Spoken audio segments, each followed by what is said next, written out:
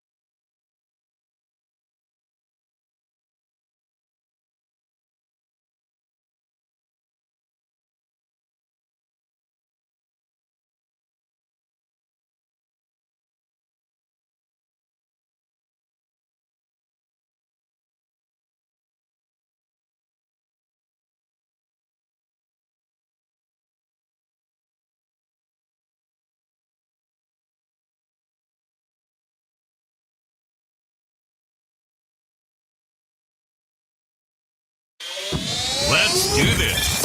It's the Real Jonathan Smith Show on Indy Sports Ticket, 1430 AM, 93.9 HD2, and always on the free Indy Sports Ticket app.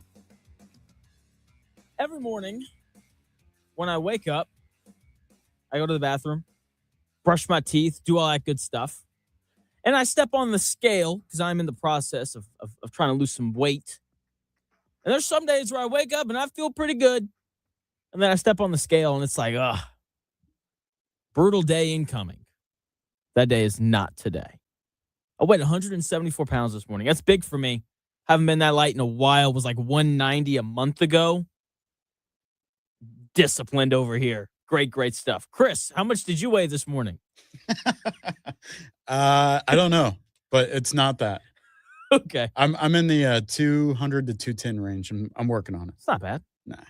It's manageable. Yeah. It's manageable. Welcome into the Real Jonathan Smith Show here on Indy Sports Ticket. Thank you for tuning in. No matter how you're tuning in, whether that's YouTube, Indy Sports Ticket, if you want to head over there and subscribe, you can watch the show on X__Jonathan Smith to follow me there and watch the show there. You can also listen on the Indy Sports Ticket app, which you can download wherever you find your apps. Got a lot to get to today. I got some Colts stuff, a lot of World Cup stuff today. A lot of U.S. men's national team thoughts on their loss last night to Turkey. Don't overreact. It's not a big deal. Speaking of overreacting, I want to talk a little bit about Caitlin Clark. We got Funless Friday. Colt Booth joins the show at 1 o'clock to talk about the U.S. men's national team, and we'll do dueling trivia, me and Chris, at 2 o'clock. But I want to start with the Indianapolis Colts. Every year, Pete Prisco and CBS release a top 100 players in the NFL list. I like it. It's certainly better than, the players' top 100 list, which is never good. It's always nonsense. It's more so of just like who had a good year last year and who has a big name. So don't really care for that one. I do like this list because the players' top 100 list always sucks. I find Pete Prisco's to be a little bit more accurate. Chris, would you like to guess how many players were on Pete Prisco's list of the 100 best players in the NFL? How many players are on there? How many players from the Colts made the top 100 list? 3. That is correct. Yeah, let's go. I'm awesome. Do you want to guess who they were? No.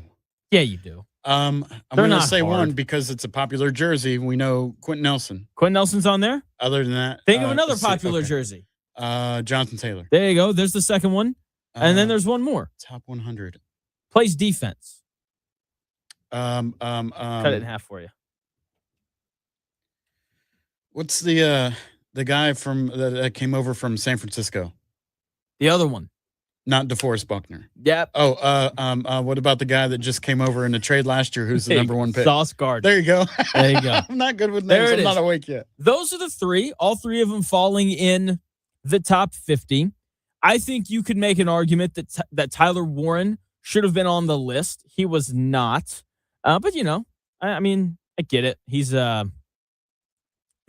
was a rookie last year. Probably got to earn your stripes a little bit more. But outside of that, I don't think anyone else really belonged. This is just more evidence of the Colts issues. Anytime I read any sort of like article on the NFL and why this team's going to be good, I'm like, yeah, that's nothing about that can be applied to the Colts. And every time I read something about, read an article about a team that's going to be average or bad, I'm like, that sounds like the Colts. And this is just more evidence of the Colts and all of their issues. Their quarterback, Daniel Jones, shouldn't have even been considered for the list. Some of you may think that's harsh. 7 good games doesn't earn you consideration to be a top 100 player in the NFL. Here's the crazy part. He probably got more consideration for this top 100 players in the NFL list than any of the Colts defensive linemen. That's how rough the trenches are going to be for the Colts this year. Maybe Bernard Ryman got some consideration on offense, but that's really it. There's not a lot of great players on this roster. You already know that, though. What's frustrating is the Colts don't seem to understand this. Everybody in that building loves DeForest Buckner. They love DeForest Buckner. I mean, it's like, oh, man, Buck. What a pro. What a great guy. He's got a back issue and a neck issue, and he might play 7 games this year. But we are so lucky to have DeForest Buckner on our team. Everyone in there loves him. but there's no way he was considered to be a top 100 player in the NFL. You know what I would prefer? Yeah, Brandon Ayuk's a handful, very hard to deal with, but that guy's really good at football. That being said, if you haven't seen the latest Brandon Ayuk videos, I highly recommend you go watch them because they are funny. He released one this morning of him talking about how he was going back on tour this fall and to buy your season tickets at commanders.com. He currently plays for the San Francisco 49ers. And if I was John Lynch, I would not trade Brandon Ayuk. Anyway, back to DeForest Buckner, who didn't sniff the top 100 players in the NFL list. He's old. He's injury prone. And most importantly, he's just not that good anymore. That dude had 4 sacks last year. Okay? And you can make a strong argument he's the Colts' best defensive lineman. I'm going to go out on a limb and say that that's an issue. None of the important positions for the Colts are considered to be top 100 players. Well, one of them is Sauce Gardner. That's it, though. I think Chris Ballard does an excellent job of finding guys at the positions that don't matter as much. Colts center's always pretty good. You know, the offensive guards, Will Fries a couple of years ago, 7th round pick, turned into a really good player. Quentin Nelson, Matt Gonsalves played well at guard last year. The safeties, for the most part, I know we had a little rough patch there with Nick Cross when he first started playing. But for the most part, the safeties are pretty good. And the wide receivers, they've been pretty solid under Chris Ballard as well. Those have been the positions that the Colts have been consistently good at under Chris Ballard. All of those positions are down on the list of importance for teams that want to win a Super Bowl. Building a football team under Chris Ballard is like building a mansion, but you spent your entire budget on the world's finest Italian marble countertops, Quentin Nelson, if you will, while leaving the roof unfinished and the foundation cracked. Countertops are nice. My wife and I, we just moved. We got these white countertops. She was complaining to me this morning. She was like, I don't like our countertops. And I said, because they're white and you can see all of the mess that I leave behind. She was like, yeah. I was like, all right. I went to leave this morning. She was like, you're just going to leave your crumbs on the counter? It's like, not anymore. I'm not, but that's just how it is. Okay. Countertops are nice, but they don't keep the rain out. In the NFL, premium edge rushers and elite quarterbacks are the roof and the foundation of good teams. Guards and safeties are just the nice kitchen finishes. One of the new things in our apartment that my wife is a big fan of that I just am indifferent towards. Let's go with that. In our old apartment, we had Chris, I don't know what they're called. The burners that have the grates. You know what I mean? Like on the It's stove? got yeah. It's got a little spiral thing. But on newer ovens, it's just flat. Right. Our new one's flat. Okay. And Amelia's a big fan of that. She's so much easier to clean. I think it's just a difference of gas and electric stoves. Is it? Yeah. I have no idea. I don't know how it works. I just know that she likes it. The one that you're talking about has fire come up, and the one that you have now, electric, just heats the surface. Just heats up. Okay, That makes sense. But yeah, those are just finishing touches. They don't make or break the house. Okay, when you look at the Rams, their quarterback, both of their edge rushers, and one corner all made the list and are considered a top 100 player in the NFL. Guess what? The Rams are the favorite to win the Super Bowl. What a surprise.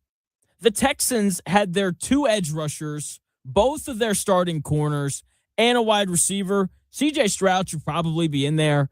I know he's taken a lot of heat after last season, but he's a good quarterback. Come on now. Don't let one bad year cloud your judgment, okay? Or should I say, don't let one bad year shroud your judgment? I don't know. Is that anything? You could do that. Okay. All right. I didn't Acceptable. know. Yeah. Thank you. That's why the Texans are going to win the AFC South. They get after the passer. They cover wide receivers well. They've got a good quarterback, and they've got a true number 1 receiver. The Colts have one of those 4 things, maybe. Maybe Daniel Jones is a good quarterback, and they'll have 2. They should be able to cover receivers, but if Sauce and Mooney Ward can't stay healthy, then like that'll be a problem. That's it though. And I don't think Jadeveon Clowney is fixing these issues. Maybe Alec Pierce proves to be more than a deep threat. That's the problem with the Colts. Too many maybes, not enough absolutes. Would you want to work for a company if your boss might be good? I personally wouldn't. No. You want to work for a company that you absolutely know has a boss for you that is capable of taking care of whatever problems arise.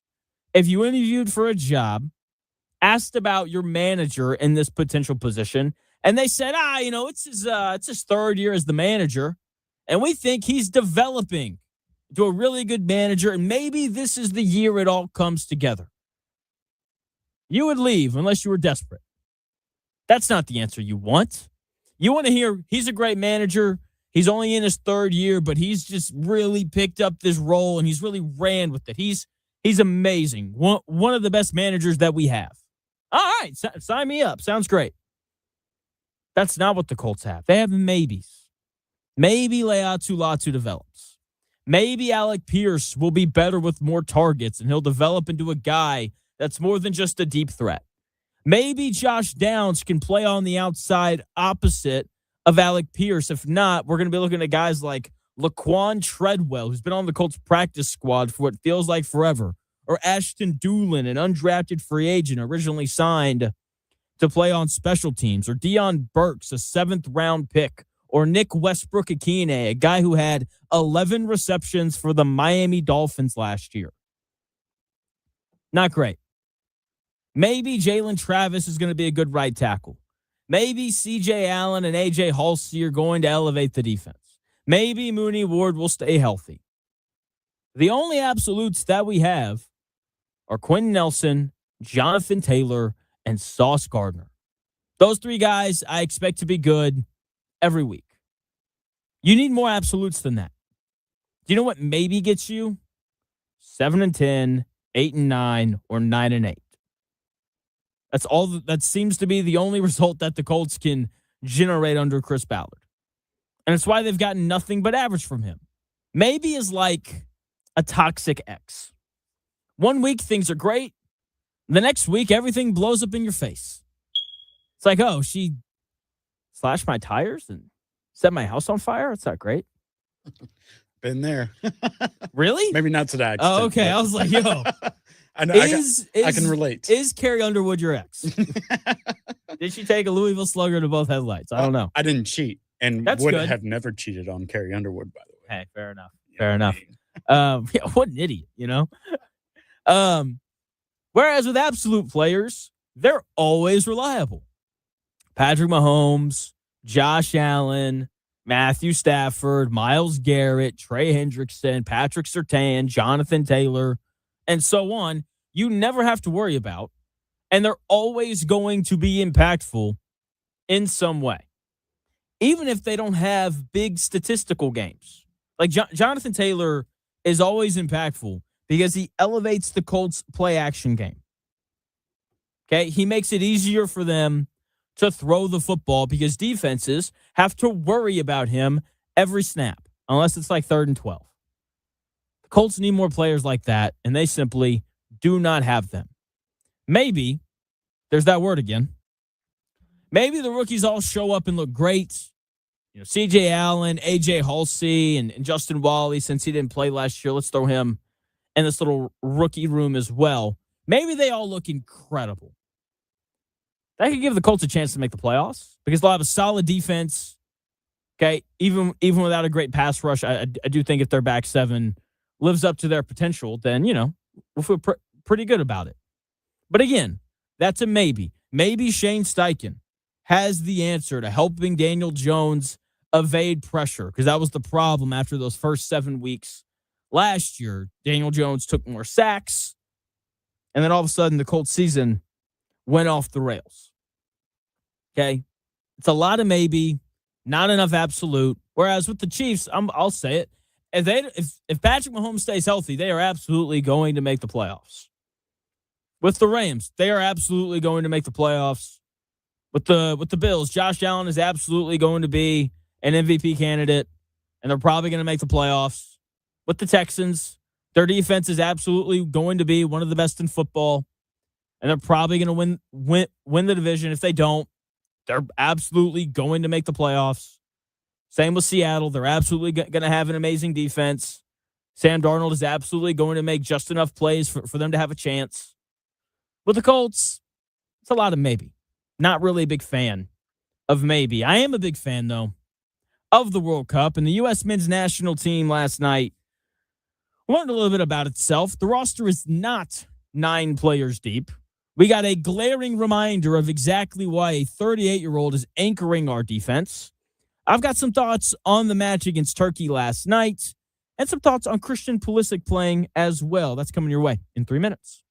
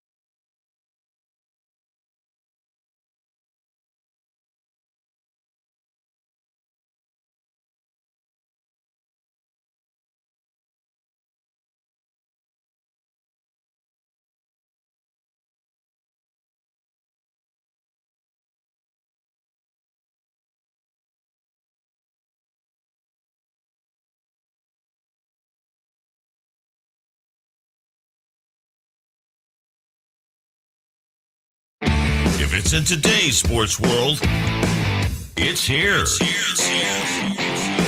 The Real Jonathan Smith Show on Indy Sports Ticket 1430 AM, 93.9 HD2, and always on the free Indy Sports Ticket app. we had more American soccer last night. Fun game to watch. Game didn't matter. I would like to remind everybody that off the top. Saw some big overreactions. Fun fact, Chris, did you know that no team has ever gone undefeated in the group stage and also won the World Cup? Ever. It's never happened. Because that would mean you'd have to go undefeated the whole way. Sure. It's never happened before. So where I sit, probably a good thing that Team USA lost last night. Is there a possibility of that happening this year? Like with another team? I'm sure that there's someone going undefeated, but like when you look at, let's just look here. All right. That's a great question. Mexico went undefeated in the group stage. I would be very surprised if they won it. I think they were the only team. Actually, there is potentially a chance. So France and Norway play today. They're both 2-0. Both of those teams, I think, are good enough to win the World Cup, especially France. Obviously, Argentina, I believe, plays tonight as well. They may play tomorrow. They're 2-0. They'll have a chance to start 3-0. And they won it last time around, so they could definitely do it. They'd kill two birds with one stone there. No team has ever gone back-to-back in the World Cup. And then Colombia's 2-0, but they play Portugal tomorrow. Probably not going to win that one. So, and even if they do, they're not winning the World Cup. Be very surprised if Colombia found a way to get it done. So, with the U.S. men's national team, welcome into the Real Jonathan Smith Show, by the way. Thanks for tuning in, no matter how you're tuning in. YouTube, X, the Indy Sports Ticket app, or 1430 a.m. So, turns out, the U.S. men's national team's roster does not go 9 players deep. They made 9 changes on the starting line last night. The 2 center backs replacing Chris Richards and Tim Ream were not good at all. The midfield struggled early. I didn't think that they did a good job holding possession, even though, amazingly, they held possession like 58% of the time in the first half. I just thought everything in the first half from Team USA looked frazzled and rushed. You know, they scored that early goal, like 3 minutes into the game. I was watching the game and Amelia was in there with me. And we scored in the 3rd minute. She was like, that was fast. My feelings were hurt a little bit. I'm sorry, Jonathan. That's funny. Thank you. That didn't really happen, but I thought it was funny. I saw the opportunity. Yeah. Anyway, so they score in 3 minutes. I thought they would relax. That didn't happen. Turkey just kind of turned up the pressure. That's the first time we've seen Team USA really deal with being pressed. And they didn't handle it very well. I will say Team USA had opportunities off set pieces, but that really felt like it was it. In the first half, they weren't really attacking the same way they were against Paraguay and Australia. And then the second half starts. They came out very aggressive, leads to a goal off of a long throw into the box. That's when this team is at their best. I think those set pieces, especially when Sebastian Berhalter's on the field, are really impressive from them. He's the one who scored the goal off of the long throw. And the sad thing, or I don't know about sad, the problem with Sebastian Berhalter, he is excellent at set pieces. Like, he's the guy when he's on the pitch, like he's kicking the corners, he's taking the free kicks. Like he is a set piece specialist. The problem is he's just like a step below all of the other American players in terms of like actually playing the game of soccer. Like, not super fast, not super quick. I don't think he does a great job of like dribbling around people. Like, he's not going to give you any sort of offensive explosiveness in the normal flow of the game, but he's very good on set pieces. And that's going to be important. It's why he's a late sub a lot of times in these games, is because if Team USA is going to win the World Cup, if they're going to get back to the quarterfinals for the first time since 2002, they have to score goals because their defenders aren't that good, especially when Chris Richards and Tim Ream aren't playing like last night. Playing without Ream and Richards on the back line is like driving a luxury car down a mountain highway without any brakes. You might look cool moving forward. You might look faster and more athletic than the 38-year-old. But the moment they needed to stop an attack last night, you're driving your theoretical luxury car through a guardrail with, because you don't have any brakes. I said it yesterday. We were going to see why 38-year-old Tim Ream was starting for us at center back. And we absolutely learned why. Chris, did you have something? I saw you pop the mic there for a second. No, I just had a random thought because you went to the luxury car analogy again. We're going to have to get a separate sound just for the luxury car analogies. I'm sorry. No, it's cool. That's all I got. It's an easy picture to paint. That's what, Anyway, I was very surprised that Christian Pulisic got to play in the game. With that being said, he came in and immediately won them a corner. I thought he played well in the 34 minutes that he played in. The commentators talked a lot about how you don't want him to go 3 weeks without playing. I understand how important rhythm is, but he's pretty fragile.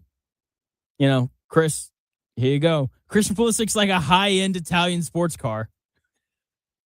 When he's out on the track, he's absolutely breathtaking, right? Splitting double teams. He just moves at a different pace than everybody else. And when he came on the pitch last night, he changed the game immediately. But you're always terrified that if you drive him over a single pothole, the axle's going to snap. Okay? Christian Pulisic has a history of getting hurt. He also, to his credit again, came in and changed the game. He seemed like he found a rhythm pretty quickly. I personally think he would have been fine finding a rhythm against Bosnia on Wednesday night if he'd sat out because it's Bosnia. But I'm glad he just didn't get hurt playing out there. It probably was good for him to stretch his legs there for about 30 minutes. He was awesome in those minutes. The U.S. men's national team, the first 3 possessions after Pulisic came in, he won a corner. He had a shot on goal, and then he had another shot on goal that led to a corner. He's their best player. We saw it again last night. The game shifted when he came in. The U.S. men's national team, really even before he came in, so we're controlling possession. They were much more offensive-minded. And then Pulisic came in, and that dominance went up a level. They had their chances to score, just couldn't quite find the back of the net. And then, allowing that goal at the end, just a total gut punch. But with a backup defense and a backup keeper, it's not that surprising that they gave that up. Chris, you were telling me during the break you had a couple of thoughts on the game. Yeah. You want my 2-minute review? I do want your 2-minute review. Let's do it. POV or whatever, just my observations from watching last night's game.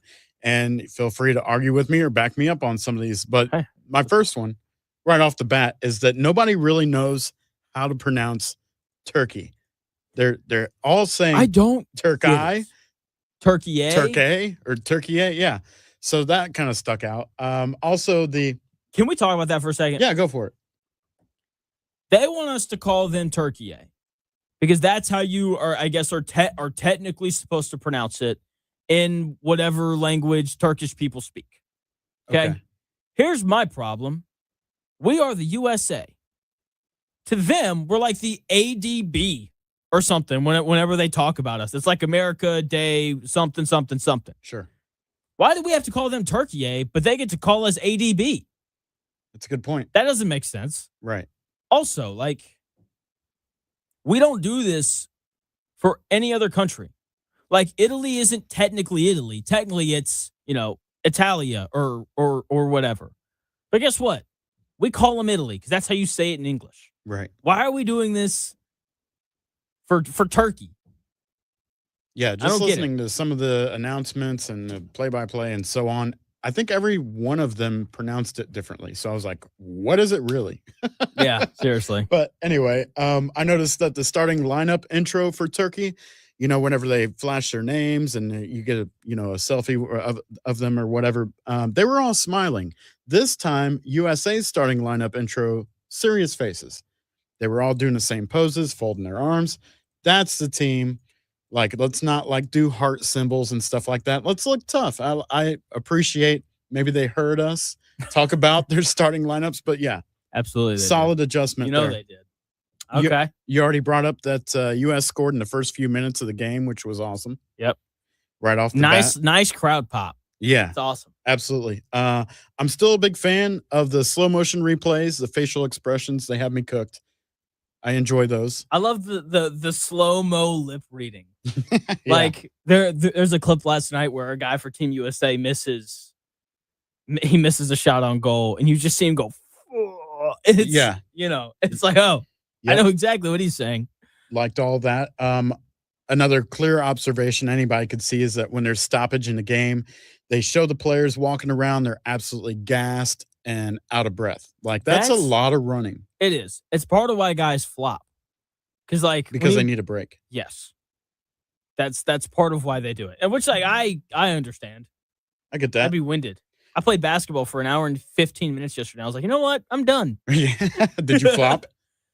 On my bed after I showered, yeah. Fair enough. I also acknowledge the improved quality of play-by-play. It was easier to listen to.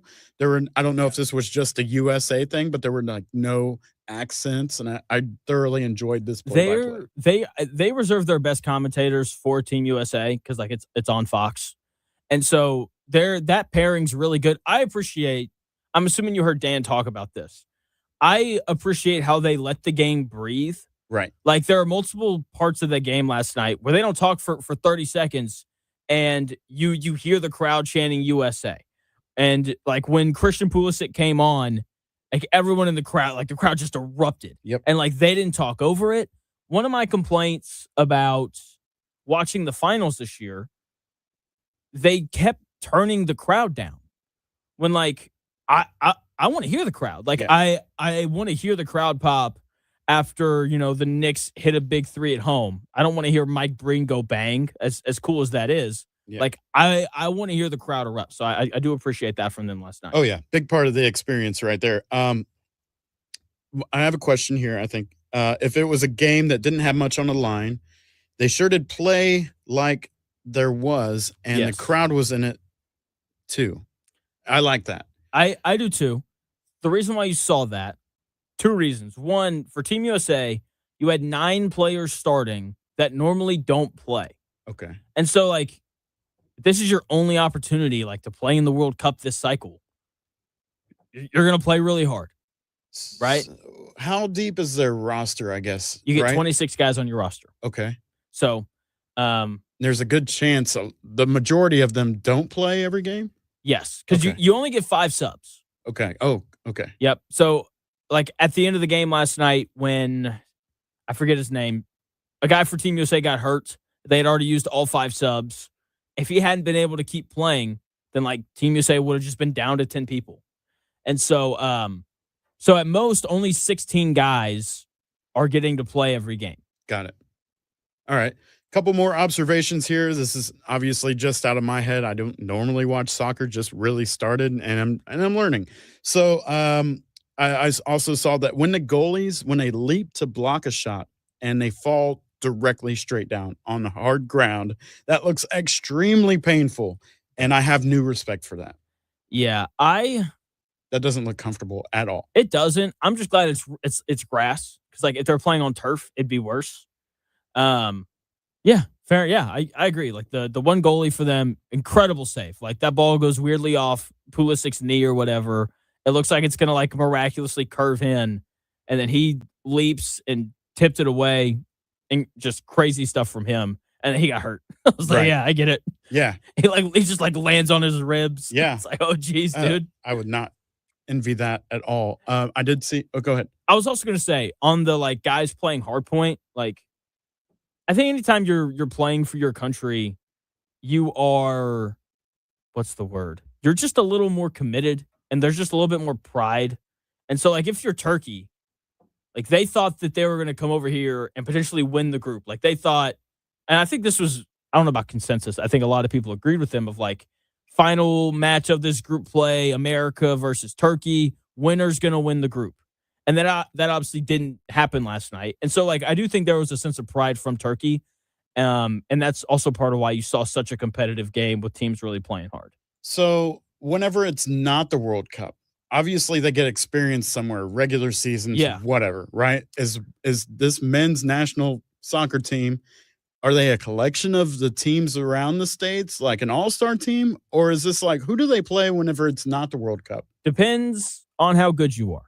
So Christian Pulisic plays for Inter Milan, which is one of the best clubs in Italy. Tim Weah, who was awful last night, plays for a club in the France League. Tim Ream plays in the MLS. So it's just kind of like so imagine like it's like the Olympics with basketball. Like Jokic Right, plays here, right. but then he just goes back to where he's from for the Olympics. I see. It's the same thing. I got it. Same thing. Okay. I did see Christian Pulisic come into the game and immediately start whispering sweet nothings into the defense's ear. And he was, hey, how's it going? Like we were talking about yesterday. I don't know if you guys noticed that, but he's up to something. But the excitement, yes. In all reality, that was awesome to see. Crowd Yeah. was really into it. They like their seductive soccer player. Yeah. The last thing is is a question. Team USA playing on Wednesday next week in the knockout round. Yes. They are playing one or two teams because there's I two know it's hyphenated. I'm like, I'm just how many calling, games are we playing? I'm next just week? calling them Bosnia because I can't pronounce the other half of their name. Like hyper something rather. I don't know. Yeah, I'm not even gonna try. Not even gonna try. Okay, so just one game. Playing one game, And if they against one lose, they're team, done. They lose, they're done. Okay. That's a perfect segue too, because I was gonna start. I was gonna talk about that. I don't think we have time to get into it though, sadly. But we will get into it because, like you said, Chris, unless you have something more, or is that it? No, that was it. Okay. So the round of 32 is set. We are playing Bosnia Wednesday night in Santa Clara. Spoiler alert.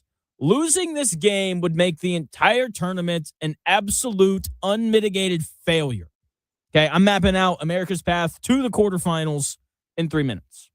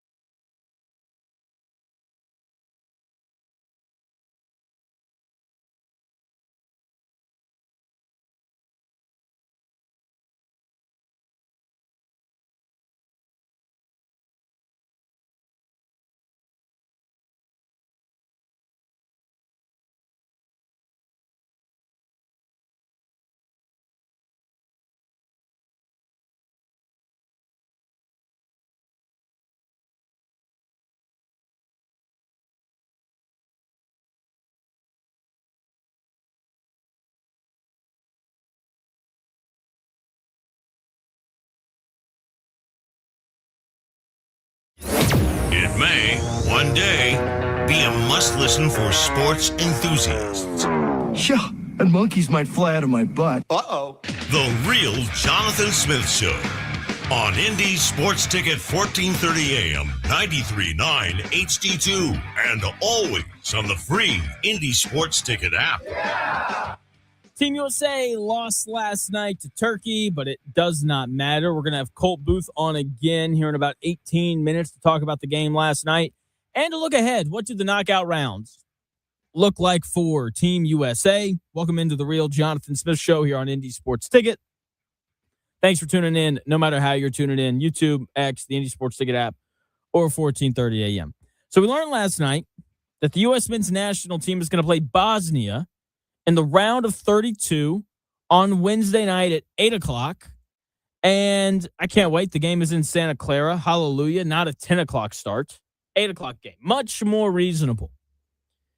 That's a game they should absolutely win. I don't think that they have a line out quite yet. Yes, they do. USA is minus 250. They are ginormous favorites.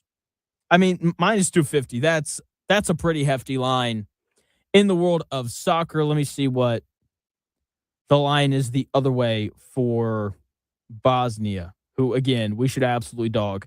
So USA is minus 250. Bosnia is plus 750. USA, we should absolutely dog them. We should beat them by a lot. Okay? If they lose that game, even with all of the success that they had in the group stage, that's an absolute failure for Team USA at this World Cup. Okay, so they're very heavy favorites again, minus 250. Bosnia finished third in their group with Qatar, the worst team, arguably. It's them or Tusnia in the World Cup this year. Canada and Switzerland. I wouldn't exactly call any of those teams international soccer powerhouses. And Bosnia placed third.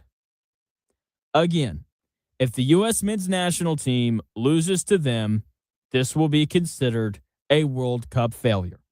Okay? At a minimum, Team USA should make the round of 16. Then they would likely play Egypt if things hold. Okay? If it's not Egypt, then it would probably be Belgium. Still a chance that happens. It'll kind of depend on how, I believe that those teams play today. It'll kind of depend how those games go. They all play, where's it at here? Do they play Sunday? Nope. When do they play? Whoa. Did they play last night? And no, they play today. Yeah. Belgium plays New Zealand tonight. They should win, but I believe Egypt just needs a draw against Iran in order for them to clinch that group. And whoever wins that group would likely be the round of 16 opponent for Team USA. So they should beat Bosnia. If they play Belgium, Belgium's a pretty good team. That would be a tough game for the U.S. men's national team. But if it's Egypt, that is a team they should most definitely beat. Then in the quarterfinals, they would play Spain. They would obviously probably lose to Spain. They were the favorite entering the tournament for a reason, and they've got arguably the best player on the planet in Lamine Yamal. Okay? Think of this bracket like a road trip. Bosnia is a minor speed bump right outside your driveway. If you pop your tire on it, you've got serious problems. Egypt or Belgium is like a tricky mountain pass. You have to stay sharp, but it's something that you should be able to maneuver around. No big deal. But Spain's like Mount Everest. If you freeze to death trying to summit Everest in the quarterfinals, nobody's going to blame you. Okay, you get a round of applause just for trying to make the climb. If the U.S. men's national team gets to the quarterfinal for the first time since 2002 and they lose to Spain, that is an excellent World Cup result for Team USA. Okay, depending on their path, that's really the only acceptable outcome. If they get Belgium in the round of 16, then a loss there wouldn't be the end of the world. If it's Egypt, though, that'd be a disappointing team to get sent home by. Now, let's say Team USA beats Spain. I believe that would then set them up to play France. Isn't that exciting? But hey, look, if you can beat Spain, You can absolutely beat anybody. That's just reality. Okay, if you can beat Spain, you can beat anybody. And speaking of France, let's get into our match of the day. I can't wait. France versus Norway, 3:00. It's going to be awesome. I need to double check something because I'm pretty sure I saw a story this morning, and if it's true, I'm gonna be sad. Chris, can you look up if Erling Haaland is going to play today? Because I thought I saw a story that he may not play. Which I don't know why he wouldn't. I don't believe he got hurt or anything. But sometimes weird things happen sometimes. But I hope he plays. Because if he does, you've got arguably the two best goal scorers in the world in this game. Watching Kylian Mbappe and Erling Haaland share the pitch is like putting Godzilla and King Kong in the middle of a downtown metropolis. They are two completely different types of freaks of nature, but both are guaranteed to completely demolish everything in their path. Like they've both scored multiple goals in their first two matches. They're probably both going to score multiple times today. They're just two incredible athletes that are incredible at finding the back of the net. Now, France is obviously good enough to win the whole tournament. Norway is a dark horse to win the World Cup. Okay, they're that good, and a large part of that is they may have the best striker in the world in Erling Haaland. If you want to see goals, this is the game to watch. Like, I'm racing home to watch the game when the show's over. Okay, so if you're on 465 or 65 and you see a coffee-colored Acura flying down, just get out of the way. Okay, because that's probably me. I got some soccer to watch. So I'm just saying. I mean, I don't know. You know what's sad? I'll probably have the game going while I'm driving. So definitely get out of the way. That's dangerous, Jonathan. It is. You know what else is dangerous? I'm just kidding. Yeah. Go ahead. Erling Haaland and Kylian Mbappe on the attack. Watch out. If you want to see goals, like this is the game to watch. The quick answer on that is no. Erling Haaland is not expected to start today. Really? Does it say why? Norway head coach, however you say his name, has opted to make a wholesale lineup change to rest 10 players and protect his squad's health for the knockout. Oh my gosh. So stupid. Play to win the game. Come on. What are we doing? Try to win your group. Jeez. Look, if that game ends up not being good because Norway's head coach is a word I can't say on the air, then I would also look at Uruguay versus Spain. That game could be a lot of fun. And then the late games tonight at 11 will dictate who Team USA plays in the round of 32. So if you want to pay attention to those, if you can't sleep, you throw it on, watch the highlights later. Those matches are really important for today. So as I was saying, certainly Erling Haaland is going to go on at some point. Like if the match is like 1-0 or, it's tied 1-1 and Norway has a chance to win, maybe he comes on late, kind of like Pulisic last night. So I'd be very surprised if he just didn't play at all. Here's the thing. The winner of this game wins the group. If it's a draw, then France will win the group. I can tell you right now, France is not playing for a draw. They are an incredibly aggressive team, and they should be because of how talented they are. Obviously, Norway needs a win to win the group, so I can't wait for this game. It's going to be high level. You have the possibility, depending on if Haaland plays at all, of seeing like 4 of the 10 best players in the world all playing at the same time. Do 3 of them play for France? They absolutely do. But the one guy for Norway is probably better than all 3 guys for France. So what more could you want? This game could be awesome, especially if Erling Haaland finds his way onto the field. France is favored at -175. That's probably because we know that Norway's resting a lot of guys. A draw is +370, and Norway to win is +425. even with resting all these guys, I'm surprised that Norway is such a big underdog, just because like they are a legitimately good team. They've been almost as impressive as France has been in their group games. Like France has a goal differential of +5, Norway's is +4. I think we're gonna get an awesome game. I can't wait. Chris, will you be watching soccer this weekend? I'll probably turn it on at some point. I got my hands full with stuff and events and work. So, but I'm sure it'll be on at the bar that I'm working at tomorrow. Do you have your hands full of these? Nah, no, that's nope. I do not. We need to give away more Holiday World tickets just so we can get more calls like that. Yeah. Seriously. But I'm gonna check it out. But I'm gonna mainly focus on the Team USA stuff, and Yeah. that's not till Wednesday. So in the meantime, Yeah, I know. I mean, it's no line dancing on Wednesday. yeah. What a bummer. Following week, no big deal. It'll happen at some point. So How is the air in there whenever you guys are line dancing? Total like off track, but whenever you go line dancing on Wednesday night, is it like really hot in there? You're working up a sweat, burning some calories, or is it like air conditioned? You know what I'm saying? it's air conditioned. The question is just how many people are going to be in there. Right, because it's gonna be hot if next week anyway. If it's packed, then yeah, you'll sweat quite a bit.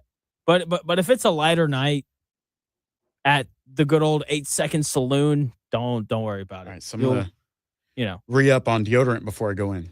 yeah, Okay. would recommend you do that. Very good. It also depends on like how much you dance. Like I've been enough times now that I know 90% of the line dances, so I'm out there Sure. a pretty decent amount. But like when I first started going, like everyone knows Fireball. That one's not very hard. There's another song that they do where they tell you the steps, so everyone can do that one. But yeah, like I mean, so yeah, if you don't know the songs, then like I wouldn't worry about it as much. Cool. Yeah, just curious because I mean, you go into a gym and it's mostly kind of same whatever, but it's got AC on. Yet you can still there's still a scent. You know what I mean? So Yeah, there's absolutely a scent. Like there's some. So on hot days, I don't want to be mean, but there's some gnarly looking / smelling people in there. I'm just telling you, it's just true when you go to 8 seconds. Yep.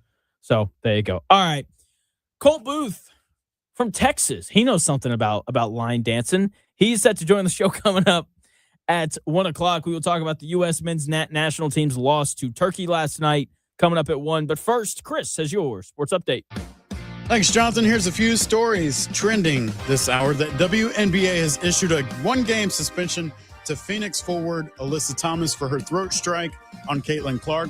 Fever head coach Stephanie White announced at practice this morning that Clark will not play in Saturday's game with the LA Sparks at Gainbridge due to the lingering back issues.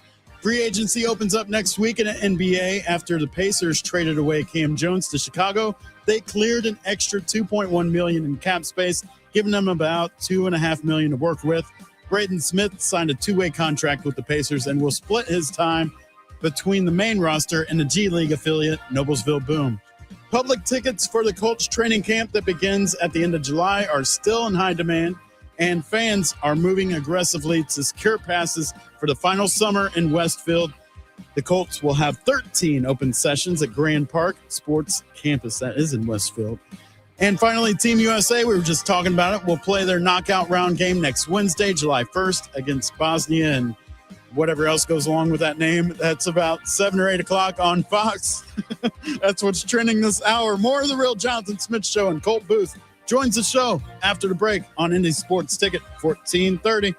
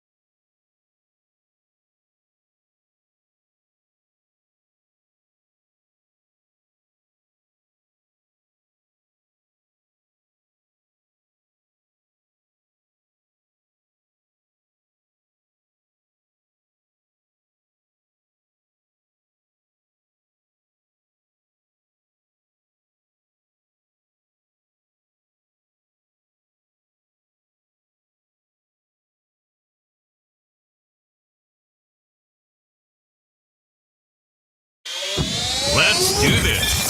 It's the Real Jonathan Smith Show on Indie Sports Ticket, 1430 AM, 93.9 HD2, and always on the free Indie Sports Ticket app. Hour number 2 of the Real Jonathan Smith Show is getting underway as we welcome in now the one and only Colt Booth. He was with us last week to talk about Team USA and just kind of how they looked after their match against Australia. We're going to talk a little bit about their match against Turkey last night, and I refuse to call them Turkey. I'm not doing it.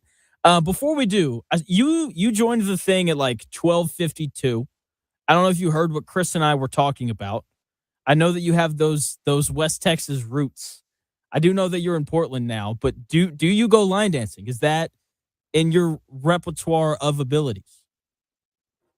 Is it in the repertoire? Yes. Do I go and actively seek that out? Absolutely not. That is not my thing. If you wanted to, could you find a place to do that in Portland though?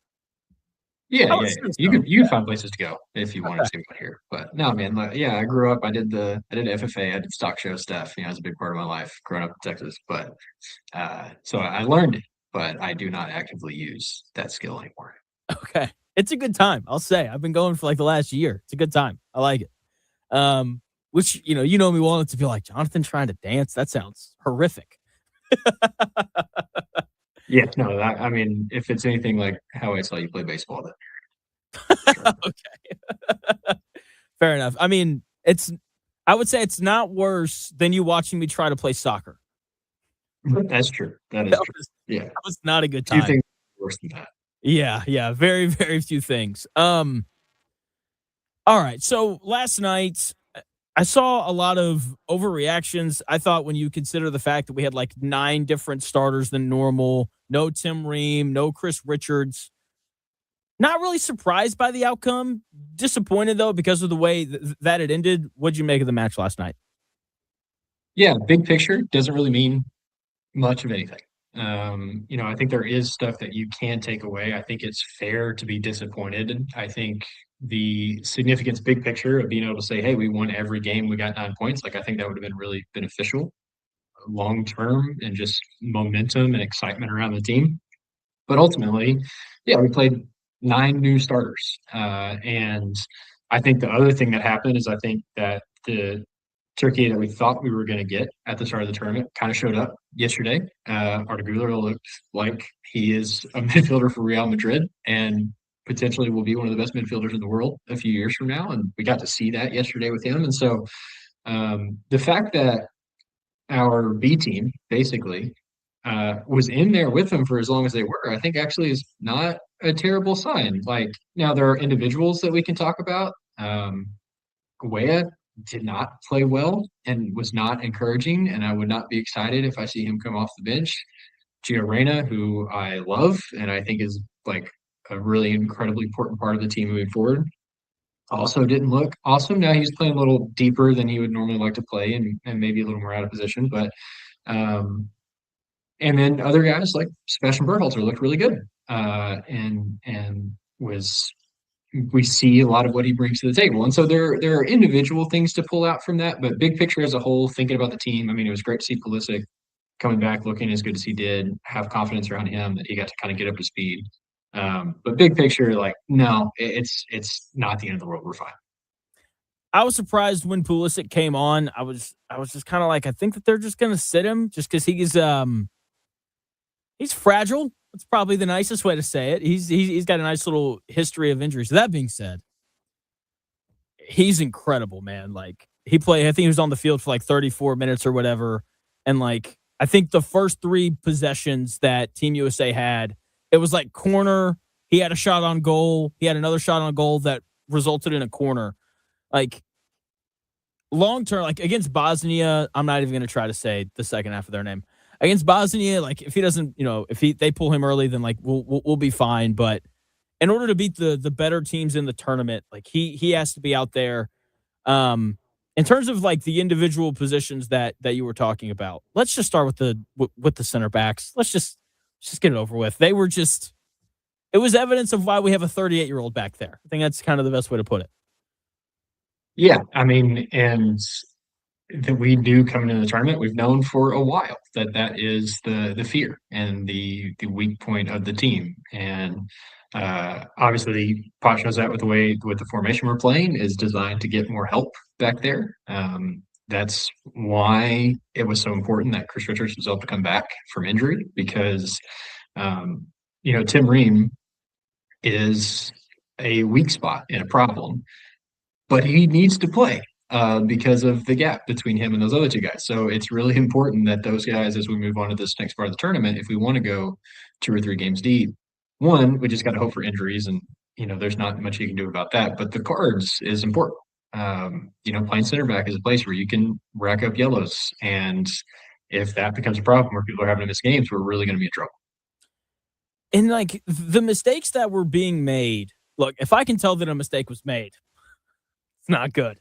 But a lot of it felt like on counterattacks, they would just, I think of it almost like playing outfield, like an outfielder misjudging a fly ball where there would be a pass made by Turkey and they would like go to cut it off too soon. Like that just feels like a very avoidable mistake, or maybe it's not. I don't know.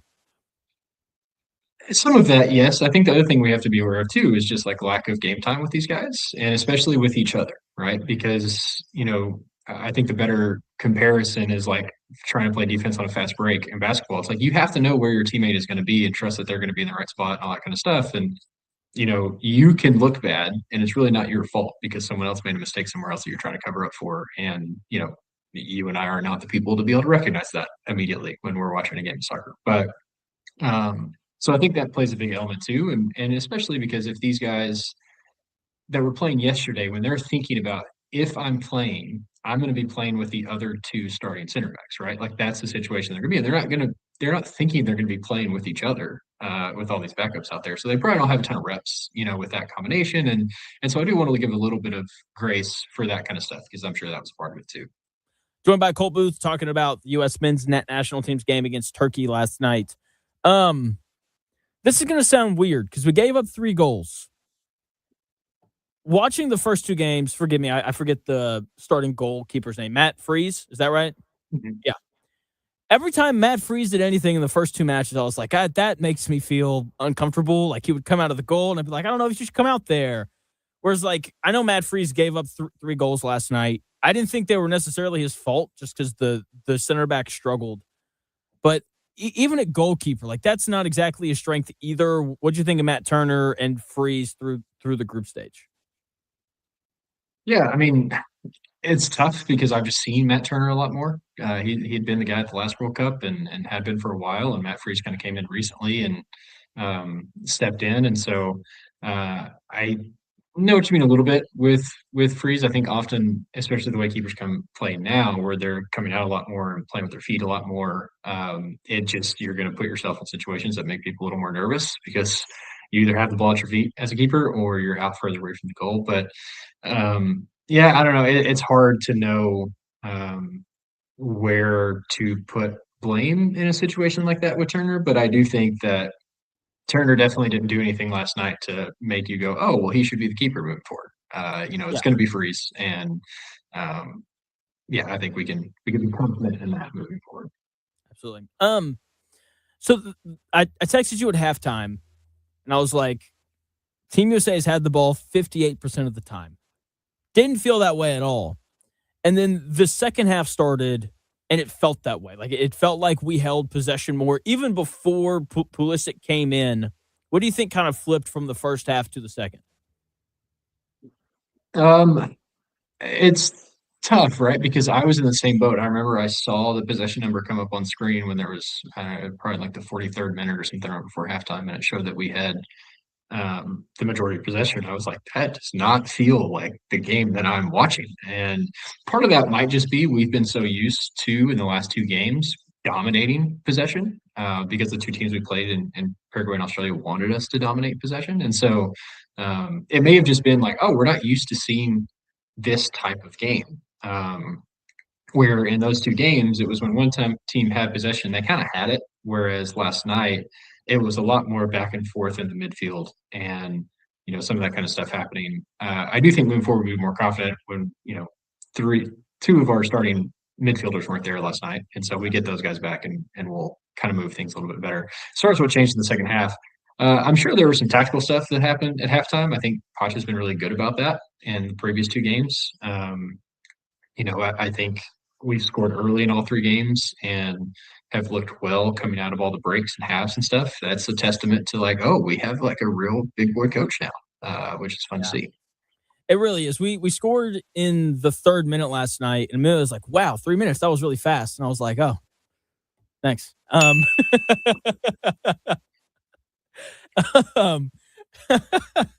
So next Wednesday, or this Wednesday, we're playing against Bosnia. I know you went ahead. You looked ahead. You've got thoughts on them. Here's my assumption, having done very little research. I believe they're one of like the smallest countries to ever qualify. This is, I believe, their second time qualifying, first time making it to the knockout stage. With that being said, they placed 3rd in a group with Qatar, Canada, and Switzerland. So I'm going to assume they're not very good. I'm assuming that they're going to park the bus, and it'll be another game where USA kind of dominates possession, and we look to not give up goals off counters. Is that about right? Some of that. Think about it. They're an interesting team in that their best player, Edin Dzeko, is 40 years old. He was a former Man City guy, and he's their striker, and it was a real top talent. Now he's 40, and so he's playing for Schalke, which is in the second division of Germany. He's probably only going to play about an hour before he gets subbed out. But they had to go through some people to get here. So the way that they qualified for the World Cup is they had to go through a playoff, right? They didn't automatically qualify. There's a couple teams, and the two teams that they had to beat in the playoff to get there were they beat Wales and then they beat Italy. So the reason that Italy's not here is because of Bosnia and Herzegovina, is how you pronounce that next part of that name. And in both of those games, in the semifinal and the final that playoff, they were trailing. They had to come back late, tied the game, and then they won both games on penalties. So this is a team that, we need to be aware of, like, hey, you can't count these guys out. Like, they're very comfortable coming back and staying in games and hanging in there. And if it goes to penalty shootout, we know they have confidence because they had to go through two of them to get to this tournament. The other thing is, like, they're most likely they're not going to park the bus. Actually, I was kind of expecting the same thing. Okay. That's not how they've played in the group stages. Now that might change a little bit, right? You get to a knockout and maybe you tighten things down a little bit. No, you're playing a bigger team, but their real talent is in the attack. Now they've had struggle with that, but we talked about Dzeko. The other two people that you need to watch out is Kerem Alibegovic. He is 19 and he played for RB Salzburg in German Bundesliga, but Bayer Leverkusen had him and they sold him, but they had a buyback clause. And before the end of the year, they bought him back. Like, he is a real up and coming talent. He's a young kid, but the two wingers are who you need to worry about. So, the other guy is Esmir Bajraktarevic, who played a game for the U.S. national team in January 2024. So he was born in Wisconsin and played a game for the USMT before going back to Bosnia and Herzegovina. So they have opportunities, but yeah, the way they're going to play is set pieces, right? The goal that they scored against Switzerland, they lost 4-1, was a set piece. The goal they scored against Canada was a set piece, right? So that's worrying from a U.S. standpoint because, hey, that's how Paraguay got us. And so there's danger there, but U.S. should win this game. And it should be a fun game because they're, from what we've seen, are going to want to play and aren't just going to want to sit back. And so the way the game looks might be a little more similar to the game we watched last night as far as they're going to be willing to come out and do some stuff, but U.S. should be able to get through. Okay. Again, joined by Colt Booth talking about the U.S. men's national team and their matchup against Bosnia next week on Wednesday night at 8 p.m. Let's kind of briefly talk about the path at large. So I know the games tonight are going to dictate who the round of 16 opponent is. If we're able to win on Wednesday, it'll probably be either Egypt or Belgium. As we were kind of texting back and forth about it last night, I had this thought. Are we a second-tier international team? I think that's the best way to ask the question. Depends on how you want to define tiers. I'd probably say closer to third. Okay. I think if you have tier one, that is like France and Spain, might be the only two in that tier, honestly. Okay. Um, and then tier two might be your, Netherlands, England and Norway, Germany. England. Yeah, well, I see, and that's where I might be like, well, maybe we're 3 or 4. Now, obviously, it depends on how you want to find tiers, but that tier two might be more of like England, Germany, Brazil, Portugal, at least right now, and then maybe tier three is like the Netherlands, Belgium, some of these types of teams, and that's where it's like, hey, maybe we're there, but we haven't proved it yet. And I think this is our opportunity to prove that now we are in that third tier. We're not one of the big boys. We're not one of the teams that's like won World Cup and that you're expecting to compete for a World Cup. But we're in that we could move into that tier of, hey, you gotta worry about them, and you're not gonna be excited to play them. But I don't think we're there yet. I think this tournament might be an opportunity to prove that we should be. Because I was just thinking about it in terms of it's like we should beat Bosnia. If we play Egypt, we should beat them. And then it's like maybe we can give Spain a game because that's probably who we see in the quarters. And soccer is just I don't know how to define it. It's like this. Like, would you consider Norway, which today it's a little bit different because we don't know if Holland's going to play. Would you consider Norway like a second tier team? I Or don't they think so. I think in the tiers that I just described, I would put them in that third tier. us? Especially because like we haven't seen them do it yet, right? Yeah. They're exciting and they're young, but they this is coming to the tournament. There were a lot of people's dark horse, so much that they kind of stopped being a dark horse because everybody picked them to be a dark horse. Um, but they don't. I think the real separator between those kind of tier two and tier three teams is how far down the roster are you like really, really good. And with Norway, yeah, they have Holland, they have Odegaard, they have two guys that are up there. And then you start looking at their defense, you're like, man, I don't know. Sounds And like I us. think we're going to see that today with France. And so, and I think the U.S. is kind of in that same mold, right? We have a couple guys that you can get really excited about. Man, they look good. And then you start getting down to, 8, 9, 10 on our starting 11. You're like, how about this? And so I Yeah. think I don't think you can be one of those tier one, tier two teams if that's how you feel about the team. Okay, that makes sense. Because I was just even going to like Germany because I was like, if you look at all the betting odds and things, like no one's betting Germany because they're going to probably play France, you know? Yeah. And so I just feel like the gap between like your tier one teams and your tier two teams pretty substantial. It's like quarterbacks in the NFL, like the gap between Mahomes, Burrow, Allen, and there's a fourth guy in there that I'm forgetting, Stafford. And everybody like those are clearly the four best, and then there's a bit of a gap. So, okay. Again, joined by Colt Booth talking about the U.S. men's national team. I know you're a Holland guy because you're a Man City fan. Doesn't look like he's going to start today. Maybe he comes on late. I don't really care. I think France and Norway is going to just be a lot of fun to watch. That's the show's match of the day. I know you're going to watch it. What do you kind of think about that game? I think the same thing Holland thought when they asked him about it, and he said, "Yeah, France are probably going to win. They're probably going to win the whole tournament." So, I mean, Be honest here. even if Holland were to start and we knew we were going to get a great game out of him, you'd still pick France, right? Like, I think Holland may get a goal or two, and Norway may get a goal or two, but they're not going to be able to stop this attack from France. And if they somehow do, I will be very surprised. Now, France hasn't been firing perfectly on all cylinders this tournament. They've had the first half of their first game was a little awkward and clunky, but when you have the talent they have, it is hard to not win. And so I think, it should be a fun game. I'm sure there's going to be some goals, which is what, as kind of neutrals we want to see. But yeah, France should win this thing. Okay. Last thing for you here. Our match of the weekend, because that's just, I think, the best way to cover the World Cup is like, if you can only watch one game today, which one? Only one game over the weekend, which one? I have Colombia and Portugal, and like, I know Portugal's a heavy favorite, but they do have Cristiano Ronaldo. He used to be a problem in a good way. Now he's a little bit of a different kind of problem. What do you kind of make of I don't.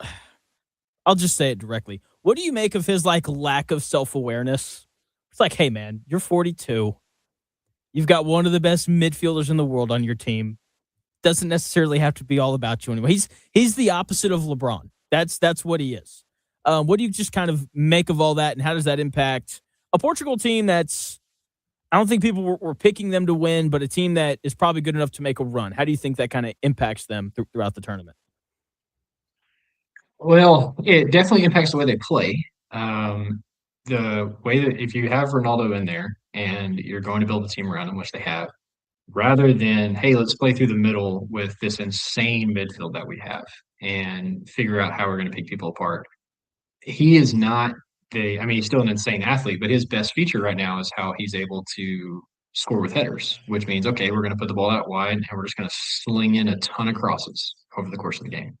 Um, and that's what we've seen. And hey, like you might be able to get some goals when you play Uzbekistan, if you do that, if you're Ronaldo. But it's certainly going to hold them back because they're not able to play the way that best fits their entire team because they're trying to play the way that best fits one person. And this happened in the last World Cup. Eventually, he didn't start. And the guy who came in, they had a great game and did well. And then the next game, they lost the knockouts, and all of Portugal went, well, if Ronaldo was there, this wouldn't have happened. And so their coach is kind of in a no-win position. Um, the way through would be him saying, "Hey, you know what? I think you should do this. I think this is best for the team." But when you're one of the top 5 players ever, I get you want not being super excited to do that. So I do think it's going to hold them back, but you're kind of in a lose-lose situation there for anybody else on the team.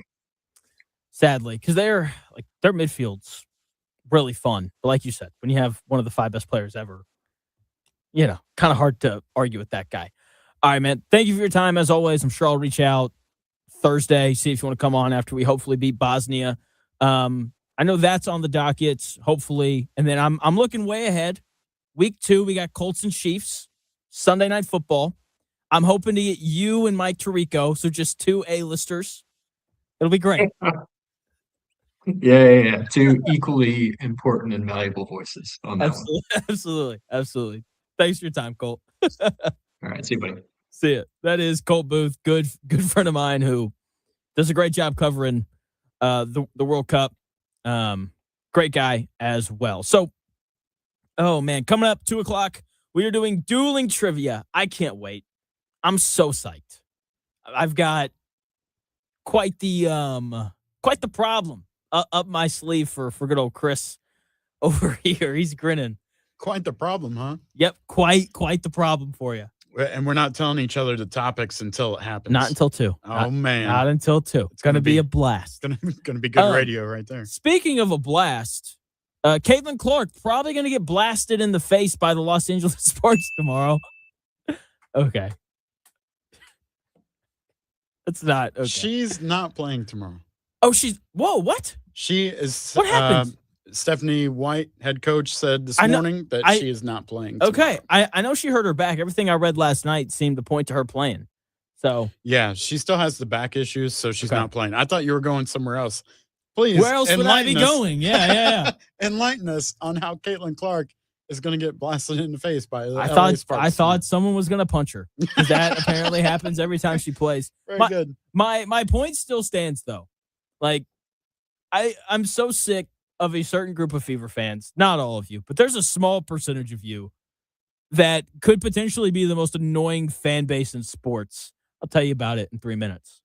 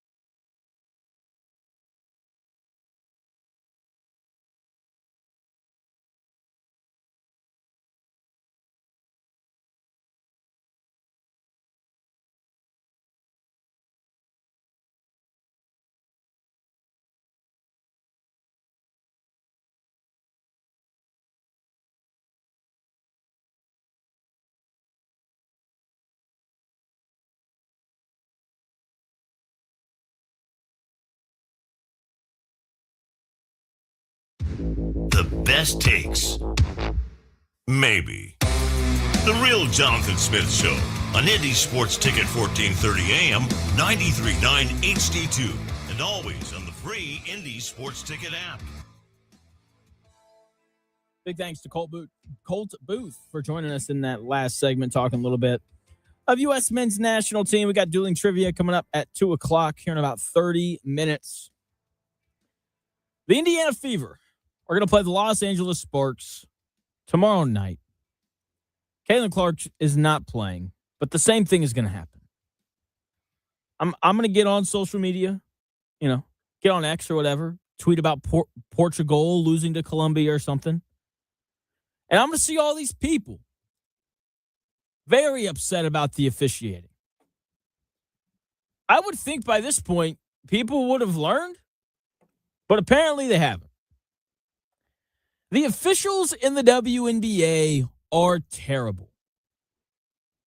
It's been that way ever since Caitlin Clark showed up. It was probably that way before she showed up. The WNBA has been a very physical league for the last 3 years. I know nobody watched last year because Caitlin Clark only played like 12 games. She was hurt for the majority of the year. But this is the reality of the league. It's incredibly physical. And if you don't like it, then don't watch. Do the women in the NBA not like Caitlin Clark? Obviously, some of them don't. I don't think you can really dispute that.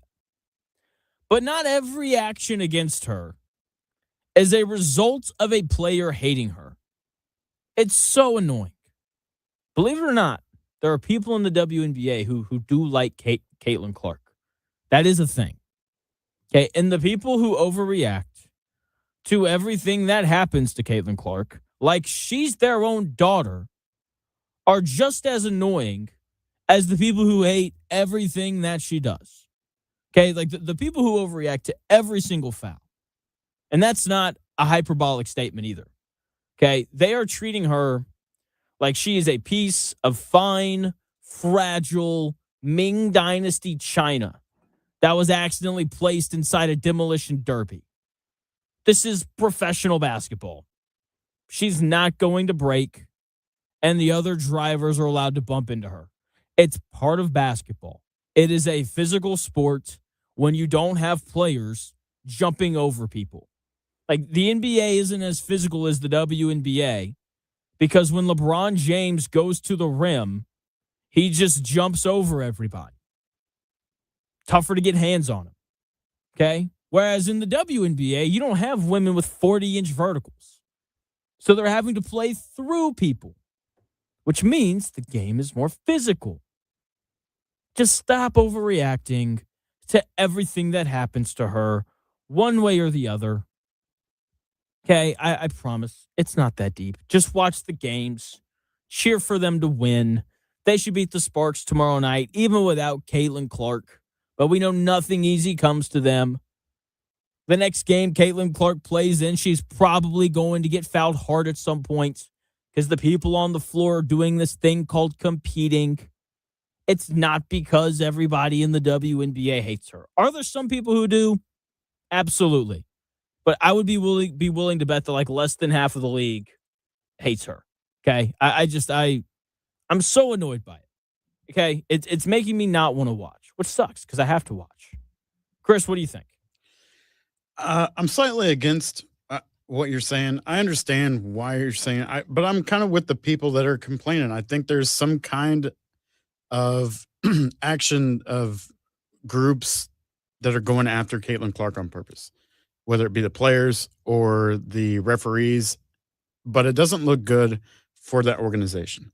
It's this is like the face of the WNBA in some sense. And for whatever reason, because I mean, she's selling out arenas, people are flying from out of town to see her play, all this other stuff. But whenever it comes down to seeing her play, she can't stay healthy because she's constantly getting stacked on.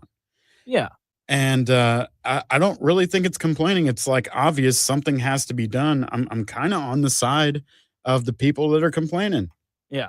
My argument is just the stuff that happens to Caitlin happens to other women in the league. This is true.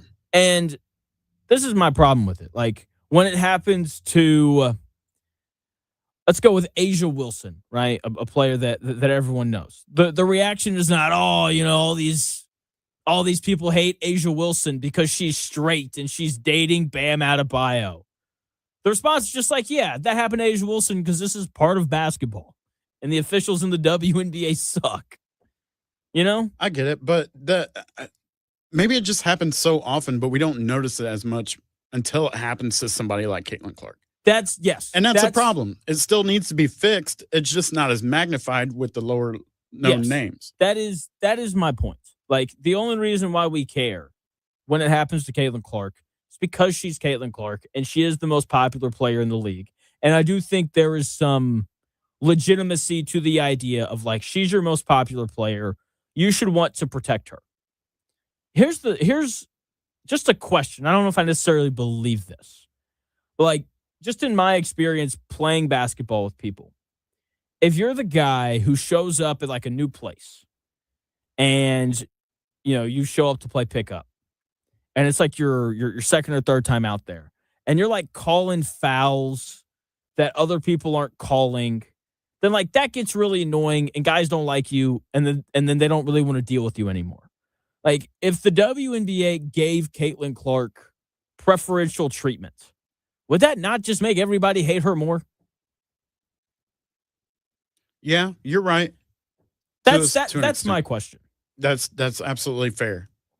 My thing was just kind of looking at the organization as a whole, the WNBA itself.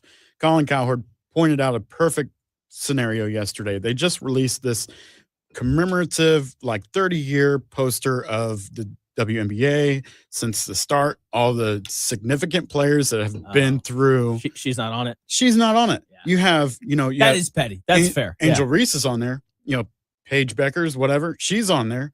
But whenever you're talking about the WNBA, nobody's not thinking about Caitlin Clark, and she's not even thought about on that picture, man. That's crazy. Well, that's the thing. Everybody's thinking about her, which means they thought about her and deliberately decided not to put her on it. That's probably what happened. So what do you think happens in reality? Does she stick around in Indiana, or does this just happen wherever she goes? Wherever she goes. Okay. I don't think the fever, like, I think I read some nonsense about her, like, maybe leaving. Right. Look, if I was her, like, I think her teammates here clearly like her. Like, her and Lexi Hull are clearly good friends. Her and Sophie Cunningham are clearly good friends. When you look at her and, like, I think her, Leah Boston, and Kelsey Mitchell all get along well. Like that to me would be a sign that, like, she wants to stay. Because if she goes somewhere else, like to the Atlanta Dream, and she has to play with Angel Reese, like, that's probably not going to go as smooth as potentially potentially staying here and riding with the relationships that she's built over the last 3 years.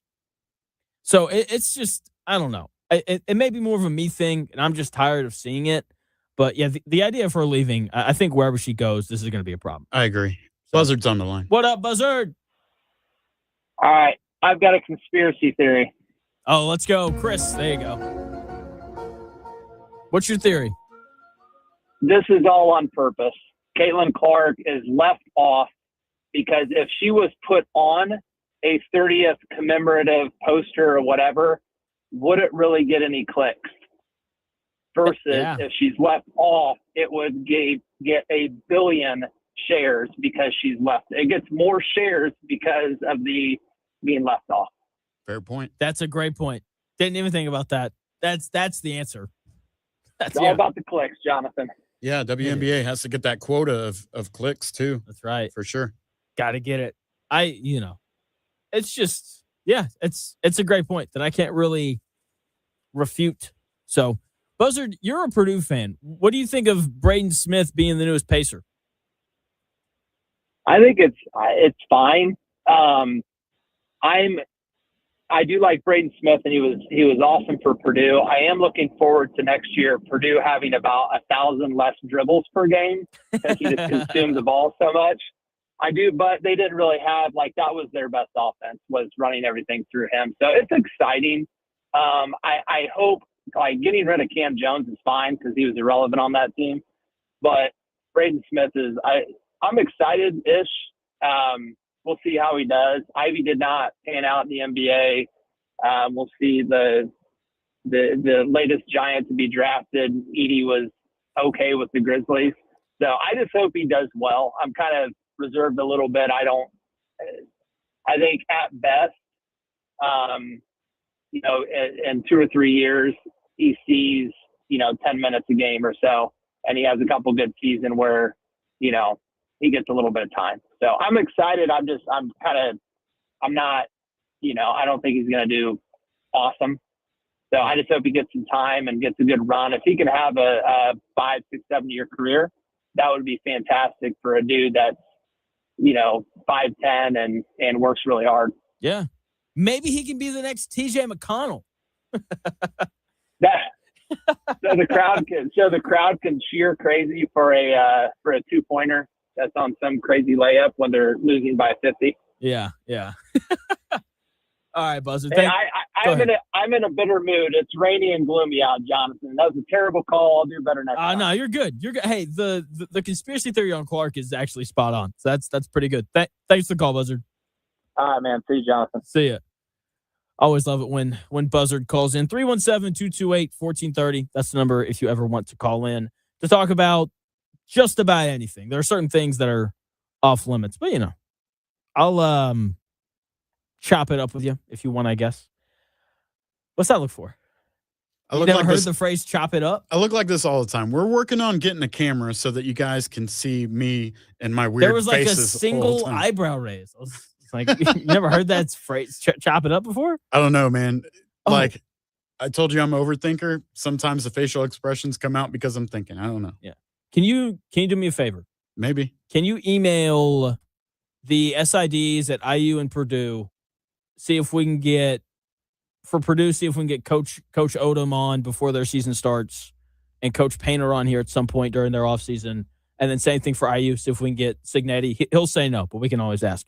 And Coach DeVries, because I would love to talk to Coach Painter. Just like, what is it like when you've had this guy in Braden Smith, who's been such an instrumental part of your offense over the last 4 years, really kind of running everything for you. Now he's gone. Like, obviously, Meyer played a lot last year, and so he's going to be ready to go. But like what's it like when you're having to hand the reins over to a player that's just younger and not as experienced? I would love to talk to Coach Painter about that. I think he'd have an awesome answer for us. Sure. So yeah, if you can just reach out to them, probably on Tuesday when I was producing for Dan, I figured that was usually the best time to reach out. So just make a note. So all right. It is Friday, which means we got to do Fun List Friday. We all love football and basketball. But what about the sports we only get to see periodically? From Olympic events that turn dads into everyday experts to a sport that's basically just underwater soccer. I'm counting down the best occasions-only sports in 3 minutes.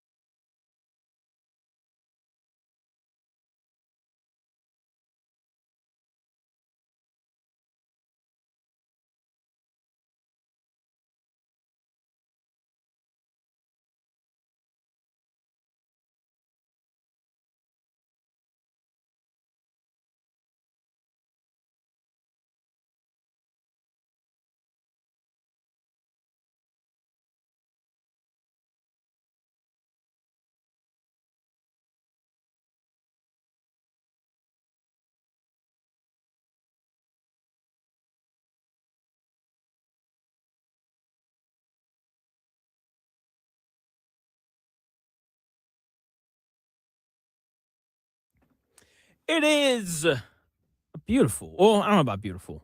It's beautiful because it's Friday, even if it's not a beautiful Friday, if you know what I mean. So football, basketball, baseball, hockey, golf, combat sports, they really kind of dominate the yearly calendar in America in terms of what we watch. They're on a lot, and during their respective seasons, they have a tendency to captivate us a little bit. Then you have other sports that aren't on nearly as often, and that's part of why we watch them. Welcome into the Real Jonathan Smith Show here on Indy Sports Ticket. Thanks for tuning in. No matter how you're tuning in, YouTube, X, the Indy Sports Ticket app, 14:30 a.m. as well, if you want to tune into the show. And, football, basketball, baseball, they're on a lot. But the occasional sports, like the World Cup, are the Thanksgiving dinner of the sports world. If you ate turkey, stuffing, and cranberry sauce every Tuesday, first, you'd be fat. Second, you'd be sick of it by February. And then Thanksgiving would roll around. You'd be like, I'm good. But because it only comes around once a year, every once in a while, feels like the greatest feast on earth. Okay? If the World Cup was every summer, then it would not be as big of a deal, and the draw wouldn't be as big as it is. Like that. So for Funless Friday, here is a list of the best occasional sports to watch. It's Funless Friday!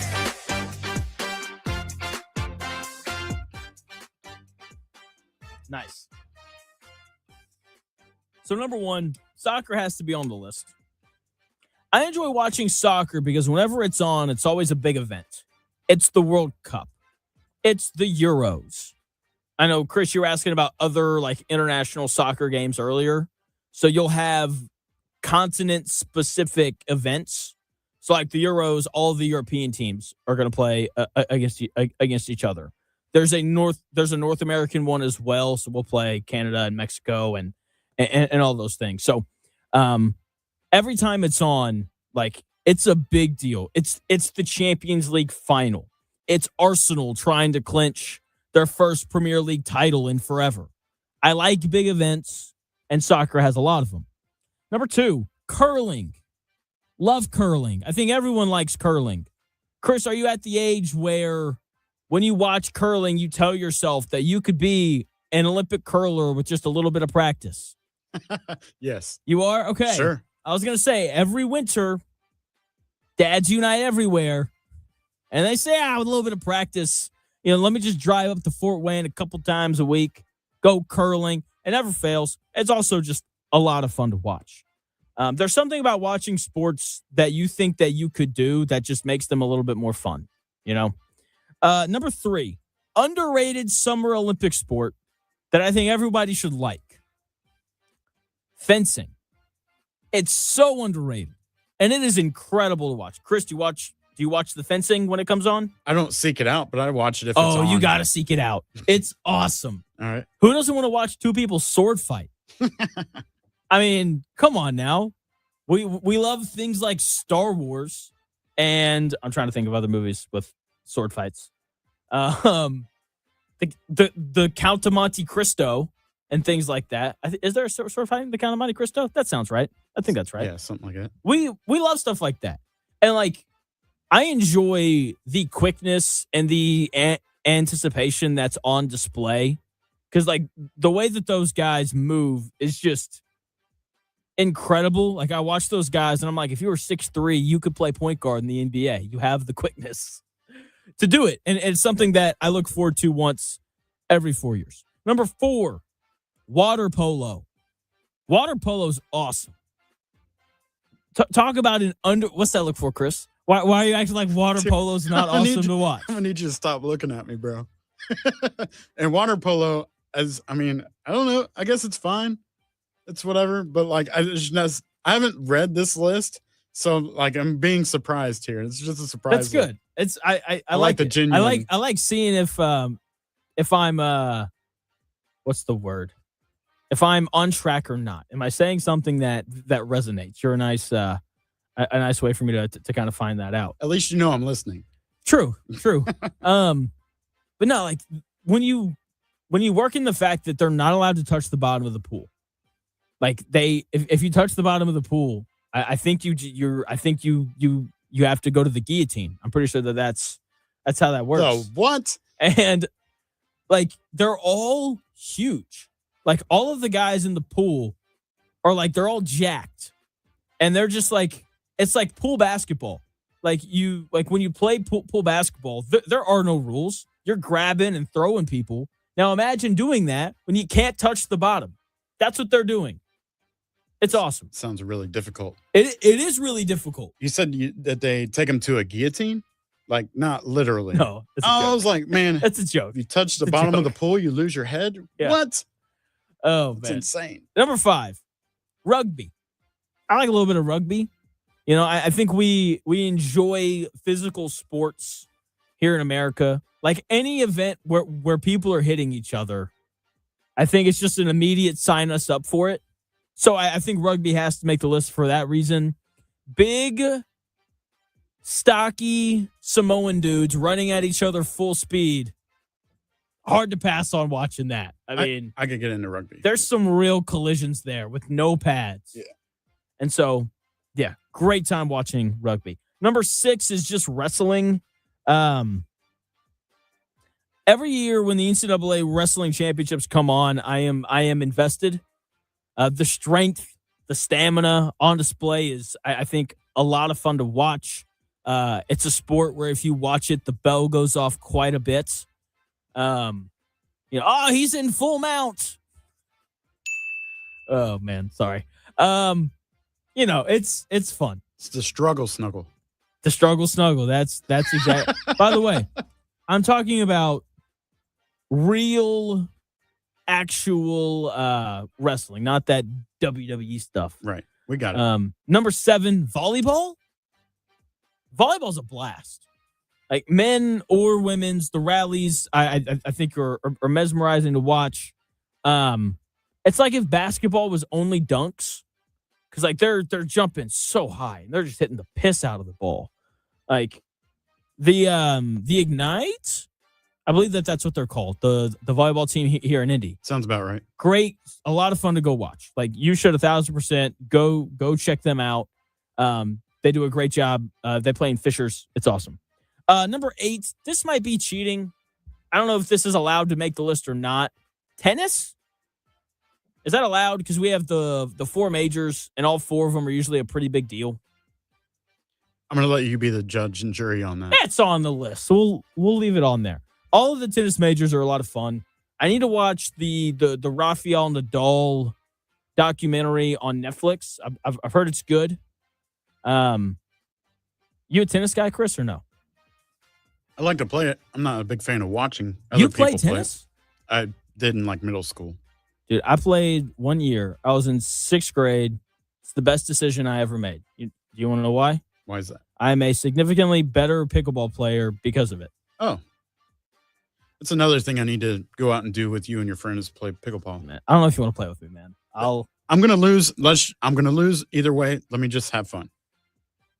I know you're competitive. I don't even know how to play. I don't know how much fun it is when people play with me. Maybe I'll never want to play again, but That's I still want to possible. play. That's possible. Okay. It depends on the group. Like there's a group of us that'll go play where it is significantly more relaxed than another group of us. It's always a good time though. I've got really good friends. So, but yeah, we can make it happen. Cool. We can make it happen. All right. Maybe you won't be like my other friends and you won't quit because I keep winning. I don't know. No, I'm pretty stubborn. I won't quit. I'll lose. I'll give you that, but I'm not quitting. That's how my buddy Matt is. Like, and we're very much cut from the same cloth of like, oh, I lost, and you asked me if I want to switch teams up. Absolutely not. Let's run it back. Same teams. Let's go. Makes it fun. So, all right, that is your Fun List Friday. Best sports to watch that occasionally come on. We got dueling trivia coming up at 2:00. Me versus Chris. I love my topic today. I don't know how it's gonna go, but I'm fascinated by it. I'm sure Chris has an awesome topic as well. Dueling trivia at 2:00. But first, Chris, is your sports update. Hey, thanks, Jonathan. Looking forward to that dueling trivia. This is what's trending this hour. The WNBA has issued a one-game suspension to Phoenix forward Alyssa Thomas for a throat strike on Caitlin Clark. Fever head coach Stephanie White announced at practice this morning that Clark will not play in Saturday's game with the LA Sparks at Gamebridge due to lingering back issues. Free agency opens up next week in the NBA, and after the Pacers traded away Cam Jones to Chicago, they cleared an extra $2.1 million in cap space, giving them about $2.5 million to work with. Braden Smith signed a 2-day contract with the Pacers and will split his time between the main roster and the G League affiliate, which is the Noblesville Boom. Public tickets for the Colts training camp that begins at the end of July are still in high demand and almost gone as fans are moving aggressively to secure those passes. For the final summer in Westfield, the Colts will have 13 open sessions at Grand Park Sports Campus. That, of course, is in Westfield. Team USA will play their knockout round game. That's Wednesday, July 1st against Bosnia and Herzegovina. I tried to pronounce it. It's at 8 o'clock on Fox, so don't miss it. That's what's trending this hour. More of The Real Jonathan Smith Show and dueling trivia after the break on Indy Sports Ticket 1430.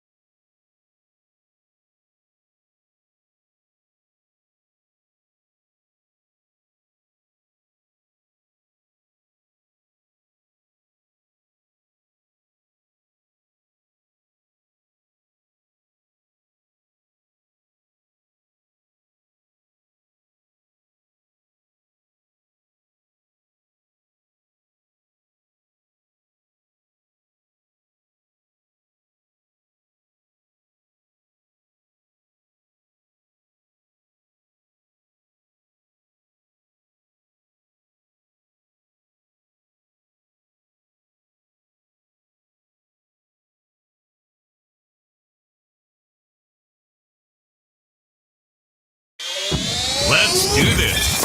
It's the Real Jonathan Smith Show on Indy Sports Ticket, 1430 AM, 93.9 HD2, and always on the free Indy Sports Ticket app. 2 o'clock. Welcome in hour number 3 of the Real Jonathan Smith Show here on Indy Sports Ticket. Thank you for tuning in. No matter how you're tuning in, YouTube, Indy Sports Ticket. You can head over there and subscribe. You can watch the show on X__Jonathan Smith to follow me there and watch the show there. You can also listen on the Indy Sports Ticket app or 1430 AM if you're driving around the Indianapolis area. This might be my favorite segment. I love doing it. I love doing the prep for it. We're doing dueling trivia. Once again, me versus Chris. Let's go ahead and hit the intro here. From the arena of intellect, it's time for dueling trivia! Producer versus host. Brace yourself for the ultimate clash. Let the battle begin!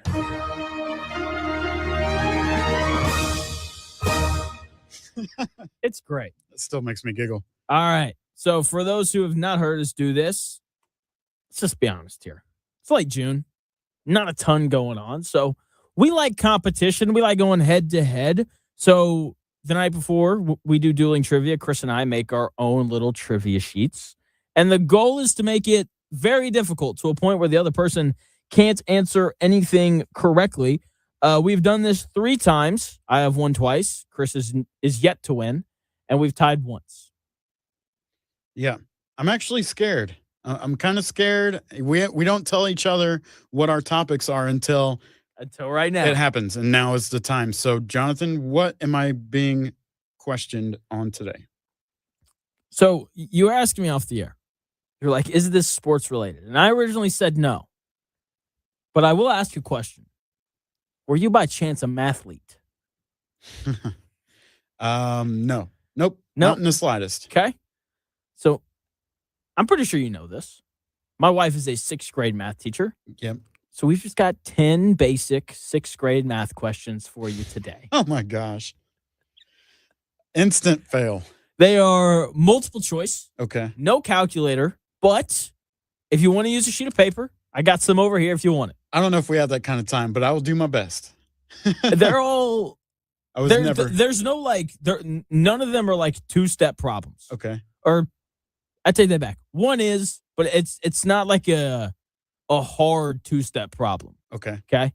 So yeah, 10. So for those who don't know the rules, it is 10 questions have to be multiple choice. I was never great at math. Did Amelia pick these problems? No. Okay. So this is out of your head. I did run them by her. I was like, does this classify as 6th grade math? And she said yes. On all of them except for one, but like that one's not hard. All right. Is producer Chris smarter than a 6th grader? Very good. All right. So my topic for you today is totally random. How old are you again? You're 26, right? 26. So were you around at all for the 90s? Like, not at all. I am a 90s baby. I was born in 1999. Okay. So the answer is no. Is this 90s trivia? In a sense, yes. So what I have compiled today, because I'm older, and the goal is to get each other to not get any answers correct. Correct. So what I did was pick out my 10 favorite, I guess, 90s cartoons, right? There's a phrase from each of these cartoons, and you have to tell me what cartoon that phrase belongs to. Does that make sense? Yes, it does. All Okay. right. That sounds fun. Cool. I like cartoons. I think you can go first. On last week's, I believe I went first. So okay. Whatever. All right. A movie theater has 15 rows of seats. Each row has 12 seats. If 135 people are already sitting in the theater, how many empty seats are left? I thought you said it was multiple choice. Oh, A. Sorry, thank you. A, 45. B, 55. C, 180. Or D, 225. I'm going to go with A. A, 45 is correct. Hey. There you go. All right. For those who don't know how to do that, 15 times 12 is 180 minus 35. I am not good at math, by the way. And problem solving is way worse. Okay. All right. Well, I mean, you got the first one right. So Yeah. All right. Well, I'm off to a good start. So again, these are phrases from popular 90s cartoons, and I need you to name what cartoon it is from. Number 1, learning is half the battle. Is it A, Captain America, B, G.I. Joe, C, Captain Planet, or D, The Adventures of Mr. T? learning's half the battle. I don't think that'd be from Captain America. What was the second option? G.I. Joe. I don't feel like that's a G.I. Joe thing either. I have seen those movies. Probably nothing like the cartoon, but hey. These are cartoons. What Yeah, was the C? cartoon.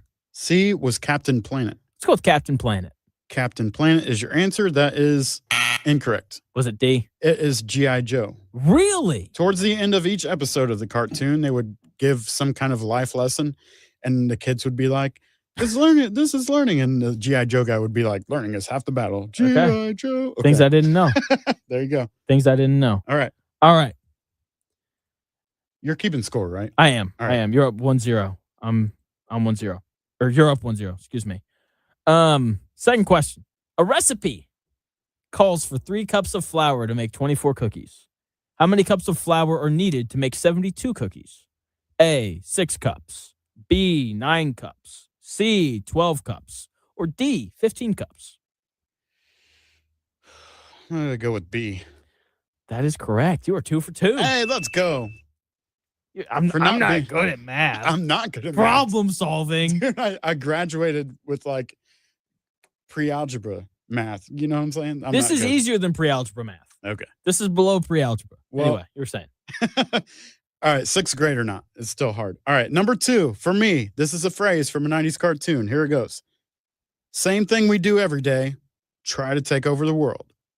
Is it A, Beavis and Butthead, B, Rocky and Bullwinkle, C, Pinky and the Brain, or D, Ren and Stimpy? It's really interesting. I've heard all these names, never seen any of them. Beavis and Butthead, I don't believe it would be that, because from my understanding, I don't know. I've seen what those characters look like. Ain't no way they're saying that, right? Okay. What was B? Rocky and Bullwinkle. Let's go with B. Rocky and Bullwinkle. B, Rocky and Bullwinkle is incorrect. Bummer. That is Pinky and the Brain. Same thing we do every day, Pinky. Try and take over the world. Oh, I should. Okay. Now I feel dumb. Now it sounds Now familiar. I feel so dumb. Okay. Well, Pinky's in the saying. Yeah, but I took it out. Oh, for you that, did? Okay. For that reason, because I would have gave you the answer. Okay. Fair enough. Fair All right. enough. Cool. Which of the following numbers is prime? A, 21, B, 33, C, 47, or D, 51? What was A? 21.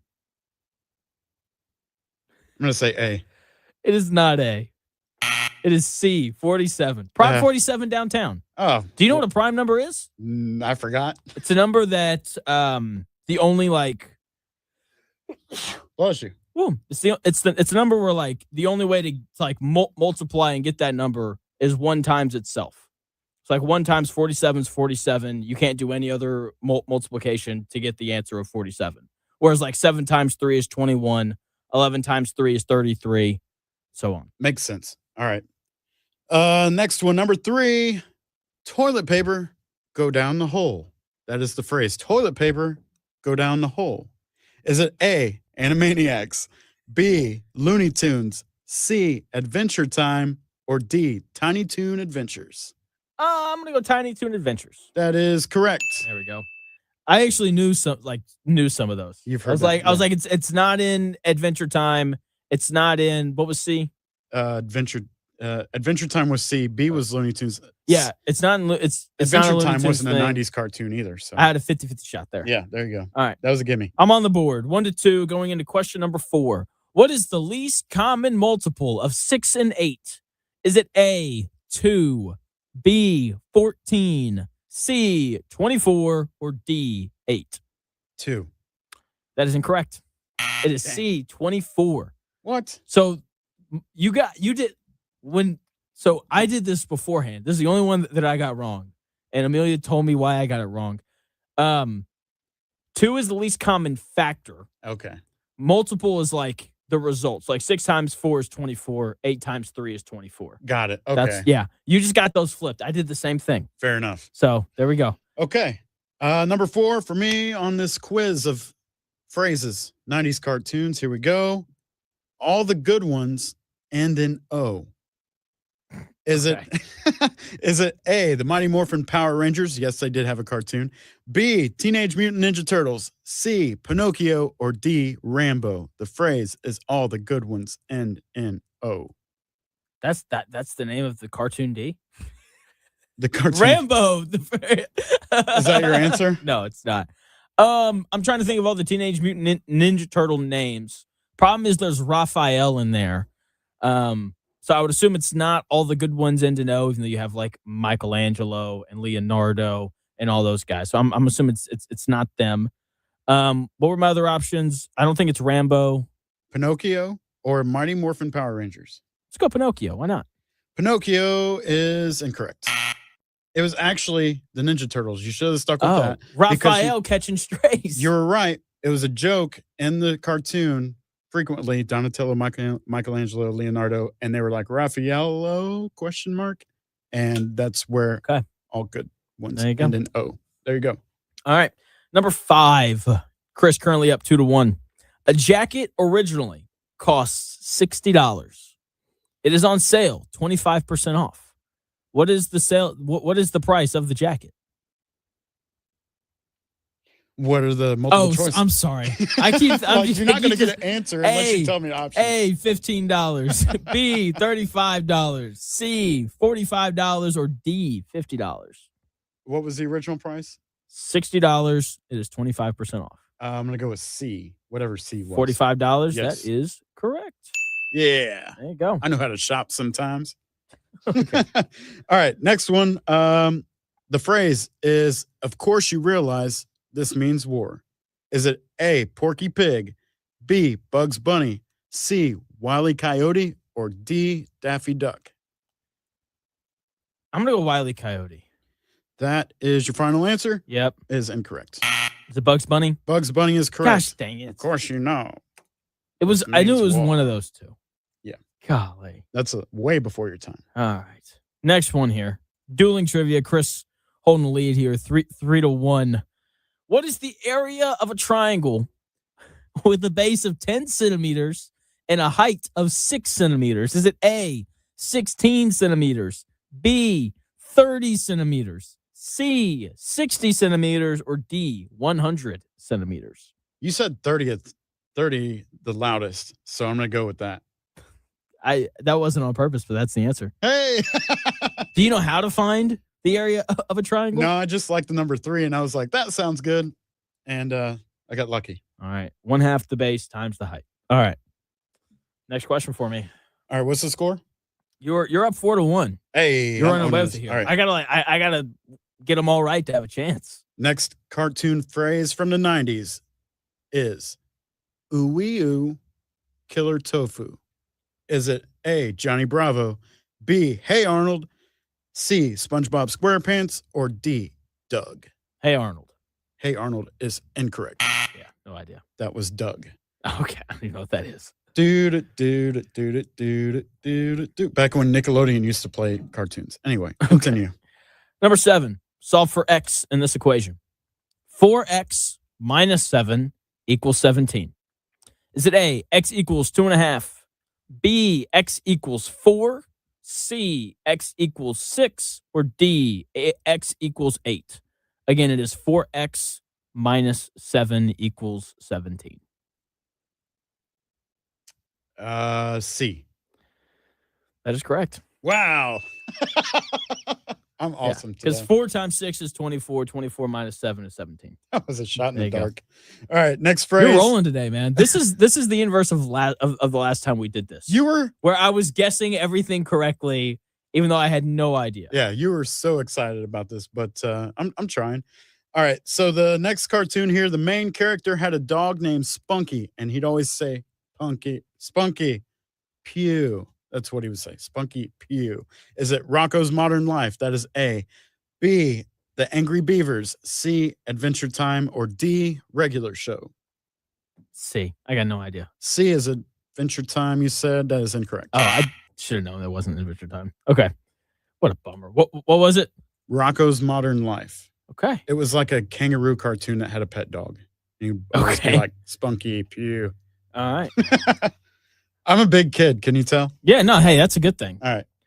All right. If a box contains 4 red marbles, 5 blue marbles, and 3 green marbles, what is the probability of randomly picking a green marble?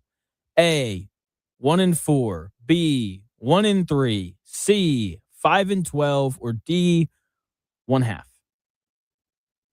going to go with C. That is incorrect. It is A, 1/4. 1/4. Because 4 plus 5 plus 3 is 12. 3 divided by 12 is 4, so it's 1/4. Okay. Don't forget to reduce your fractions, kids. Yeah. I don't know, man. Next phrase here you should get.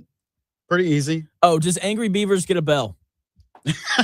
Yes, it does Shout now. out Buzzard. Yeah, Buzzard. It Nice. does now. Yeah. Shout out Buzzard. Nice. I didn't even think about that. I All right. didn't either. All right. Number 8 says, I am vengeance. I am the night.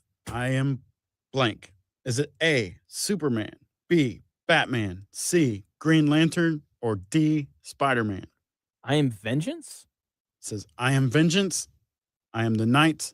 I am blank. Can you give me A and B again? A is Superman. B is Batman. It's got to be Batman. Batman is correct. Yeah. Good job. Big Batman fan over here. When I was in college, I had a laundry. My mom didn't let me pick anything out from my dorm room except for the laundry hamper, and it was a Batman one. Nice. Guess how many women slept with me in college? 0. 0. Oh man. All right, number 9 here. What is the absolute value of negative 14.5? Is it A, negative 14.5, B, 0, C, 14, or D, 14.5? The actual value? The absolute value. So you can tell how well I listened in school. I'm going to go with A. That is incorrect. It is D, 14.5. Oh, man. See, I don't So know. the absolute value is how far it is away from 0. I confused myself. So if it's negative 14, you're 14.5 places away from 0. Noted. There All you right. go. The next one goes like this. That's my purse. I don't know you. Is it A? They said that every episode? No, but it was a popular catchphrase. Okay. All right. It's like, that's crazy. Is it A, South Park, B, Futurama, C, The Simpsons, or D, King of the Hill? Futurama. Futurama is incorrect. Bummer. Bobby Hill from King of the Hill said, that's my purse. I don't know you. All right. And Noah has a shirt, our front desk he wrestling does. expert, Yep. with Bobby Hill's face on it with that phrase. So there you go. Thanks, Noah. All right. And then final questions here. Yep. Which points represents the coordinates -3, 4 on a Cartesian plane? A, 3 units left, 4 units up. B, 3 units right, 4 units down. C, 4 units left, 3 units up. Or D, 3 units left, 4 units down. That sounded Do really I need to confusing. read those again? No, absolutely Okay, not. okay. 'Cause I don't know either way. So I'm going to say B just for a shot in the dark. That is incorrect. It is A. All right. Because X, Y axis, X comes before Y in the alphabet. So you do X first. Yeah. See, -3, which is 3 to the left. +4, which is 4 up. when I did math tests in school, if I didn't know, I'd just guess and fill in the bubble. Did you have like the Scantron sheets where you like fill it in or whatever?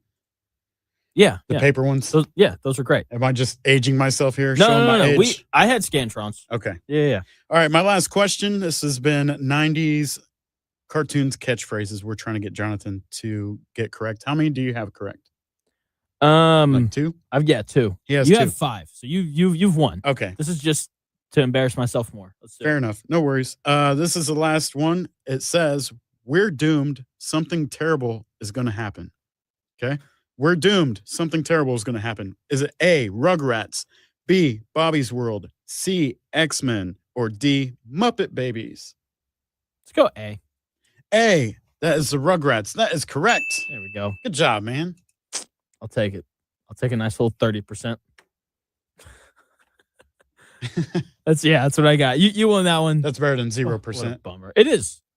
It's not as good as 50% though. Just how many you got right. You already did your last one? Yep. Oh, Yeah, okay. because I read the first question. So Yeah. there you go. Chris is on the board. Thanks, dude. 1 tie, 1 Chris win, 2 wins for me. Totally got Take lucky. Like I said, not good with numbers. Even when I was doing my college work at home, dude, my daughter, she was helping me out. My oldest, she was helping me out with my math stuff. Was she really? My college work, and she, was in 6th or 7th grade. That's crazy. C. Fitch asked via X if we're going to go through the Colts schedule game by game and pick winners and losers. We did that after the schedule came out. That's why I've been sitting on 7-10. We'll do it again though after training camp. Because look, someone's going to get hurt in training camp. It happens every year. Hopefully, it's no one on the Colts. Hopefully, it's more so someone that the Colts are playing. That'd be really nice. We'll wind up seeing what happens with that. So yeah, we'll do that again. It just won't come until after spring training is over. Potentially the comment of the day, Angry Beavers, the official cartoon of the WNBA. Shout out Otter Creek for that one. That's crazy. That's the new expansion team. Okay. Cincinnati Angry Beavers. Oh, wow. Jeez. All right. Speaking of the Colts, man, they got problems.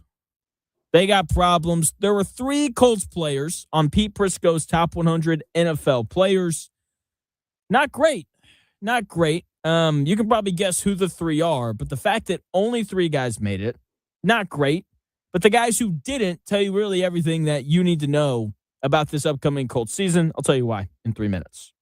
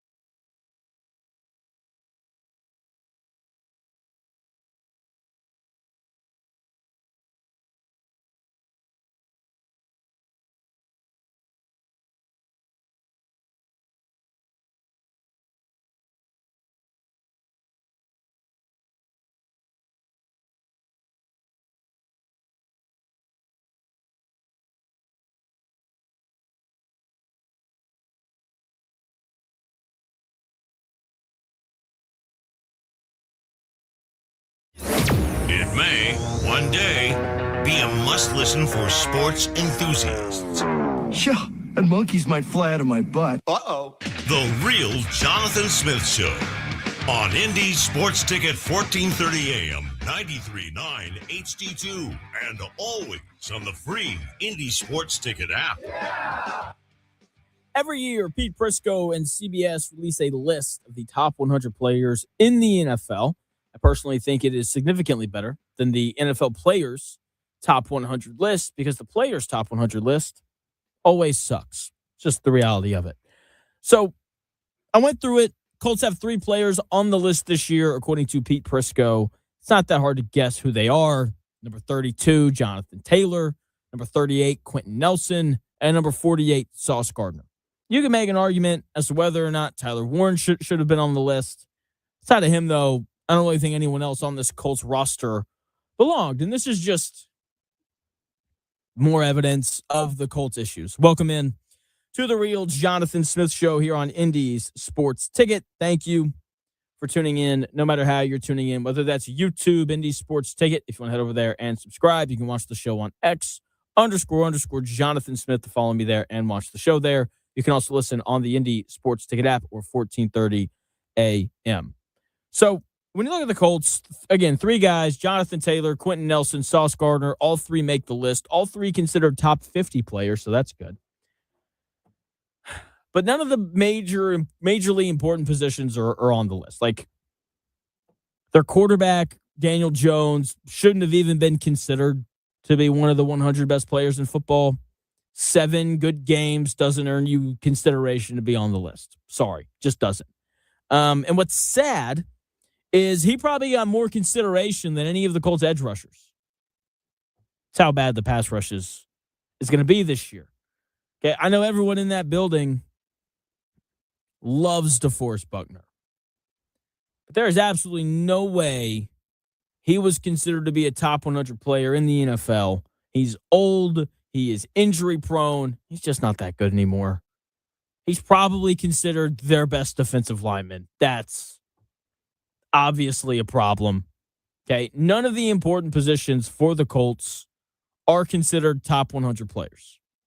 Okay, well, one of them is Sauce Gardner. I think Chris Ballard does a pretty good job of finding guys at the positions that don't matter as much. Centers, guards, safeties, and wide receivers have been the positions for the Colts that have consistently been good under Chris Ballard. If you made a list of the most important positions to win a Super Bowl, those positions aren't on there. Okay, building a football team under Chris Ballard is like building a mansion, but you spent your entire budget on the world's finest Italian marble countertops while leaving the roof unfinished and the foundation cracked. Countertops are nice, but they don't keep the rain out. In the NFL, premium edge rushers and elite quarterbacks are the roof and the foundation. Guards and safeties are just the nice kitchen finishes. Okay, you don't need Italian marble countertops to have a nice house. Don't need it. You need an awesome roof and a good foundation. You can fix everything else later. It's functional. When you look at the Rams, their quarterback, both of their edge rushers, one of their starting corners, all made the list. Guess what? They're Super Bowl favorites. What a surprise. The Texans, the favorites to win the AFC South, the team that's probably going to make the playoffs. Their 2 starting edge rushers made the list of the top 100 players. Both of their starting corners are on the list, and their best wide receivers on the list. CJ Stroud, I would argue, should have been on there. He's taken a lot of heat after last season, but he's a good quarterback. Don't let one bad year shroud your judgment. But that's why they're going to win the AFC South. They get after the passer. They cover wide receivers well. They've got a good quarterback, and they've got a true number 1 receiver. The Colts have one of those 4 things.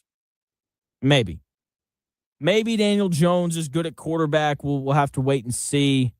If he is, then they'll have 2. They should be able to cover receivers with Sauce and Mooney Ward, or if they can stay healthy, they'll be able to do it. That's it, though. I don't think Jadeveon Clowney is fixing these issues. Maybe Alec Pierce proves to be more than just a deep threat, but that's the problem with the Colts. It's too many maybes and not enough absolutes. Would you work for a company if your boss might be good? I wouldn't. You want to work for a company that you absolutely know has a boss for you that is capable of taking care of whatever problems arise. If you interviewed for a job, asked about the guy who would be your manager, and they said, it's his third year in the role. We think he's developing into a really good manager. Maybe this is the year where he becomes incredible. I don't know if you'd really want to work there or not. I probably wouldn't. It's not really the answer you want. You want to hear he's a great manager and he's only in year 3 and he's getting better. It's like, he's great and he's getting better. Sign me up for that. The Colts don't have that. They've got a lot of maybes. Maybe Leatu Latu develops into an elite pass rusher. Maybe Alec Pierce will be better with more targets. Maybe Josh Downs can play on the outside so he can be on the field more. If not, then maybe Ashton Doolin will be good. Maybe this 7th round pick out of Oklahoma named Deion Burks will be good. Maybe Nick Westbrook-Akine, who had 11 receptions for the Miami Dolphins last year, maybe he'll be good. It's a lot of maybe. Maybe Jalen Travis is going to be a good right tackle. Maybe C.J. Allen and A.J. Halsey are going to elevate the defense. Maybe Mooney Ward will stay healthy. The only absolutes that the Colts have is Quinn Nelson will absolutely be good, Jonathan Taylor will absolutely be good, and Sauce Gardner will absolutely be good. You need more absolutes than that. Do you know what maybes get you? 7-10, 8-9, or 9-8 records. And that's what the Colts have had for the last 6 years under Chris Ballard. And it's why they've gotten nothing but average from him. Maybe is like a toxic ex. One week things are great, and the next week everything blows up in your face. They're slashing holes in all 4 tires, and they're taking a Louisville Slugger to both headlights. Ladies, if you're doing that, make sure you get your power from the ground. Really swing with your hips. Whereas with absolute players, they're always reliable. Patrick Mahomes, Josh Allen, Matthew Stafford, Myles Garrett, Trey Hendrickson, Patrick Surtain, Jonathan Taylor, and so on. You never have to worry about them. They're always going to be impactful in some way. Okay, even with Jonathan Taylor, even if he's not lighting it up for, 7,000 rushing yards in a season, he's always impactful because teams are always worried about him. And because of that, he elevates the Colts' play-action game. He makes it easier for them to throw the football because defenses have to respect his ability to run the football. The Colts need more players like that, and they simply don't have them. Maybe, there's that word again, maybe the rookies all show up and look great. C.J. Allen, A.J. Halsey, let's throw Justin Wally in there as well because he didn't play last year. Maybe they all look incredible. That would give the Colts 3 other good players. Maybe that's enough for them to maybe make the playoffs. A lot of maybes. Maybe that's solid defense. Or I don't even know if it'll be a solid defense because they don't have a pass rush. Maybe if everyone else on the defense is good, it'll cover up their lack of a pass rush. Again, though, that's more maybe, and the Colts need more absolute. They need more absolute. They don't have enough of it right now. Another 7-10 season, 8-9, 9-8 season is incoming, and we'll see what happens going forward. The U.S. men's national team lost last night. With that being said, much more excited about them going forward than I am the Indianapolis Colts. A late gut punch goal for Turkey exposed some massive holes in the U.S. men's national team's depth. It wasn't all bad news, though. Pulisic checked in, immediately took things to another level. I don't know if I would have played him. That being said, he played well. We'll talk about their loss to Turkey in 3 minutes.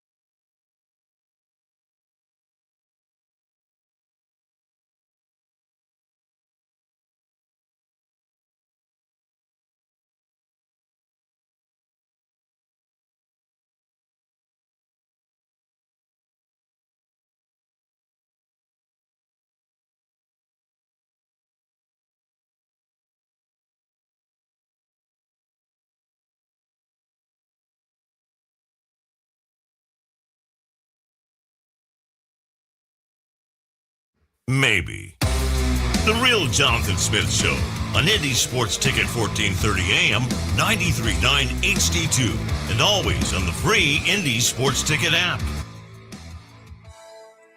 Let's send you into the weekend the right way here. Team USA not moving into the knockout rounds in the right way, losing to Turkey last night 3-2. I will not call them Turkey A because they call us ABD or whatever they call us. I'm not doing it. Not doing it. Welcome into the Real Jonathan Smith Show here on Indy Sports Ticket. Thanks for tuning in. No matter how you're tuning in, whether that's YouTube, X, the Indy Sports Ticket app, or 1430 AM, always appreciate it.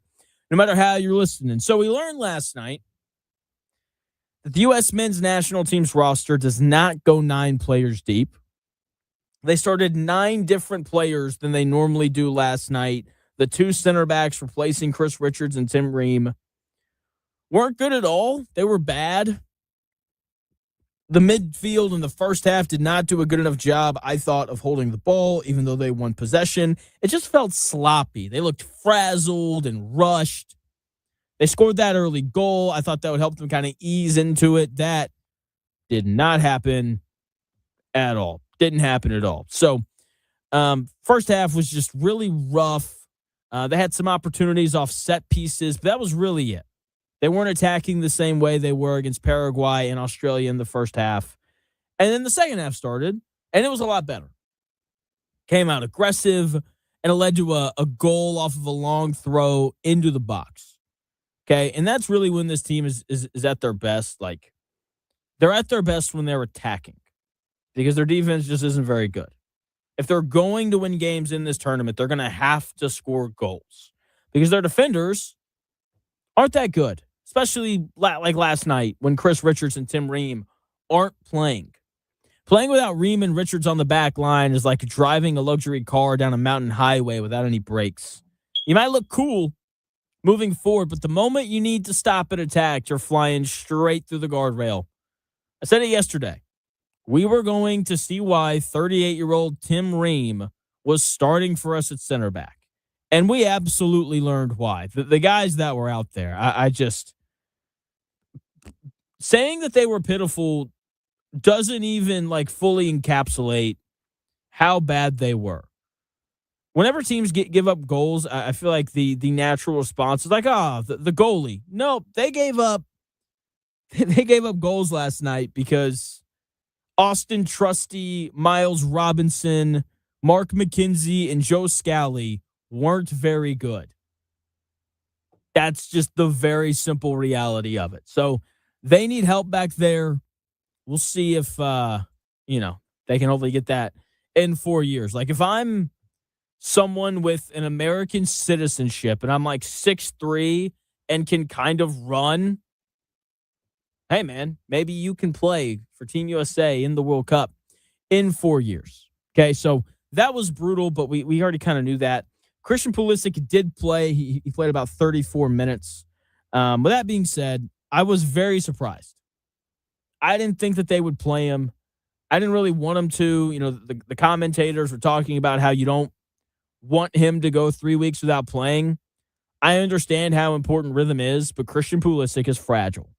It's the nicest way to put it. Okay, he's like a high-end Italian sports car. When he's out on the track, it's breathtaking. He's so much better than anybody else on this Team USA team, and he shifts the entire race. But you're always terrified that if you drive over a single pothole, the axle is going to snap. Christian Pulisic has a history of getting hurt. With that being said, he was awesome. So I don't think I can really complain that much. He came in and just immediately changed the game. Okay, he seemed like he found a rhythm pretty quickly. I think he would have been, fine on Wednesday if he'd sat. I'm just glad he didn't get hurt. But he came in and, first and foremost, the crowd pop when he entered the game was awesome. And their first 3 possessions after he came in, he won a corner, he had a shot on goal, and then he had another shot on goal that led to a corner. He's their best player. Saw it again last night. He completely changed the game when he came in. The U.S. men's national team had already been controlling possession, doing a good job of breaking down the Turkey defense. But then Pulisic came in, and that dominance just went up a level. They had their chances to score. They just couldn't quite find the back of the net. Really tough way to lose, but with a backup defense and a backup goalkeeper, it's just not that surprising. It's just the reality of it. So the knockout rounds are set for Team USA. They are going to play against Bosnia in the round of 32. What's up, Chris? Oh, sorry. You look confused. I was like, did I get something wrong? I'm telling you, man, I look like this all the time. Okay. All right. I know I'm funny looking. It's okay. Okay. All right. They should absolutely beat Bosnia on Wednesday night. If they lose that game, then it's an absolute failure for the U.S. at the World Cup, even with all the success that they had in the group stage. They're going to be heavy favorites. Bosnia finished third in their group. Their minus 250 team USA is, with Qatar, Canada, and Switzerland. None of those teams are exactly international soccer powers. With that being said, we had Colt Booth on earlier. The reason why Bosnia is in the World Cup is because they beat Italy. Like they're the reason why Italy didn't make the World Cup again. So certainly no slouch. Like at this point, like these are the 32 best teams in the world. You're not going to get anybody terrible. With that being said, the U.S. men's national team is better than them, and they should win. Team USA, at a minimum, should make the round of 16. If they do, they would likely play Egypt if things hold. Okay, so probably going to be Egypt. We'll figure out who their likely round of 16 opponent is after the games tonight. It'll probably be the winner of Group G. That's going to be either Belgium or Egypt. Egypt currently heavily favored to win the group, but Belgium has a chance tonight. They should beat New Zealand, and if Egypt can just tie Iran, if I remember that correctly, then they should win that group. So we'll see. Then, in the quarterfinals, Team USA would play Spain. Probably going to lose to Spain.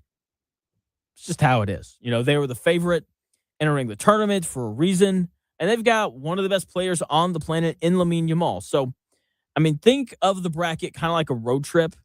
Bosnia is like a minor speed bump right outside your driveway. If it pops your tire, you've got some serious issues.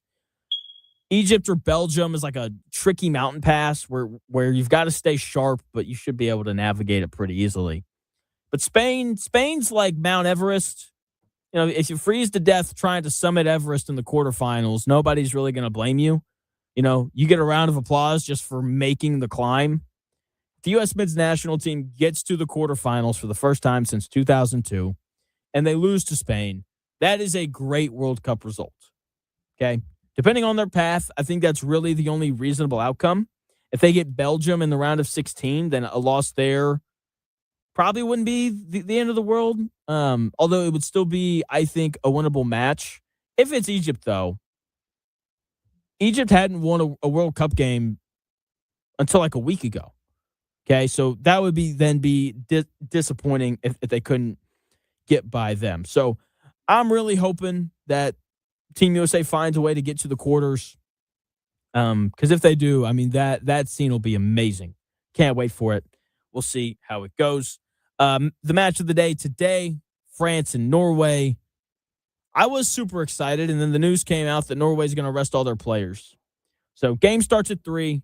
It's still going to be fun because watching Kylian Mbappe and that France attack is awesome. And I do think that Haaland is going to play at some point for Norway. He's this big Viking striker, arguably the best in the world. And watching Kylian Mbappe and Erling Haaland share a pitch is like putting Godzilla and King Kong in the middle of a downtown metropolis. They are two completely different kinds of freaks of nature, but they are both guaranteed to completely demolish everything in their path. Okay, Kylian Mbappe and Erling Haaland are two incredible athletes that are incredible at finding the back of the net. These are arguably the two best strikers in the world. France is obviously good enough to win it. Norway was everyone's dark horse to win the World Cup before the World Cup started. Okay, so everybody likes them. They're very talented. Okay. If you want to see goals, this is probably a good game for you to watch. The Norway defense isn't very good. And, when Norway has their best players out there, they can definitely light it up. So if you want to see goals, this is a great game to watch. I'm going to race home to watch this game when the show's over. I think it's going to be that good. We'll see how much the ones for Norway play. it's one of those things where I don't know how their bracket is going to shake out. Because it's one of those things where, like, theoretically, you would like to win your group, but with the way that all of this stuff kind of works, sometimes you don't want to win your group because then you may have a tougher opponent compared to if you finish third, you may get a team like Switzerland as opposed to Argentina. I believe that's going to happen with one of the games today. Anyway, so I would assume, though, that both of these teams want to win the group. If it ends in a draw, France wins the group. With that being said, like, if it's 1-1 late and Norway has a chance to, like, win the game, I wouldn't be surprised at all if they put their ones in hopes of drawing an easier match in the round of 32. So we'll see how that goes. I can't wait. The line is moved. It was France minus 175, but after all this news has come out, France is now minus 275, Norway plus 550 to win that match today. So there you go. That is your match of the day. Match of the weekend, Colombia and Portugal. Colombia sitting at the top of Group K. Portugal 2 points behind in second place. This is hopefully going to be a great match. Portugal's the favorite at minus 120. Colombia is plus 320 to win. A draw is plus 280. This should be a good match.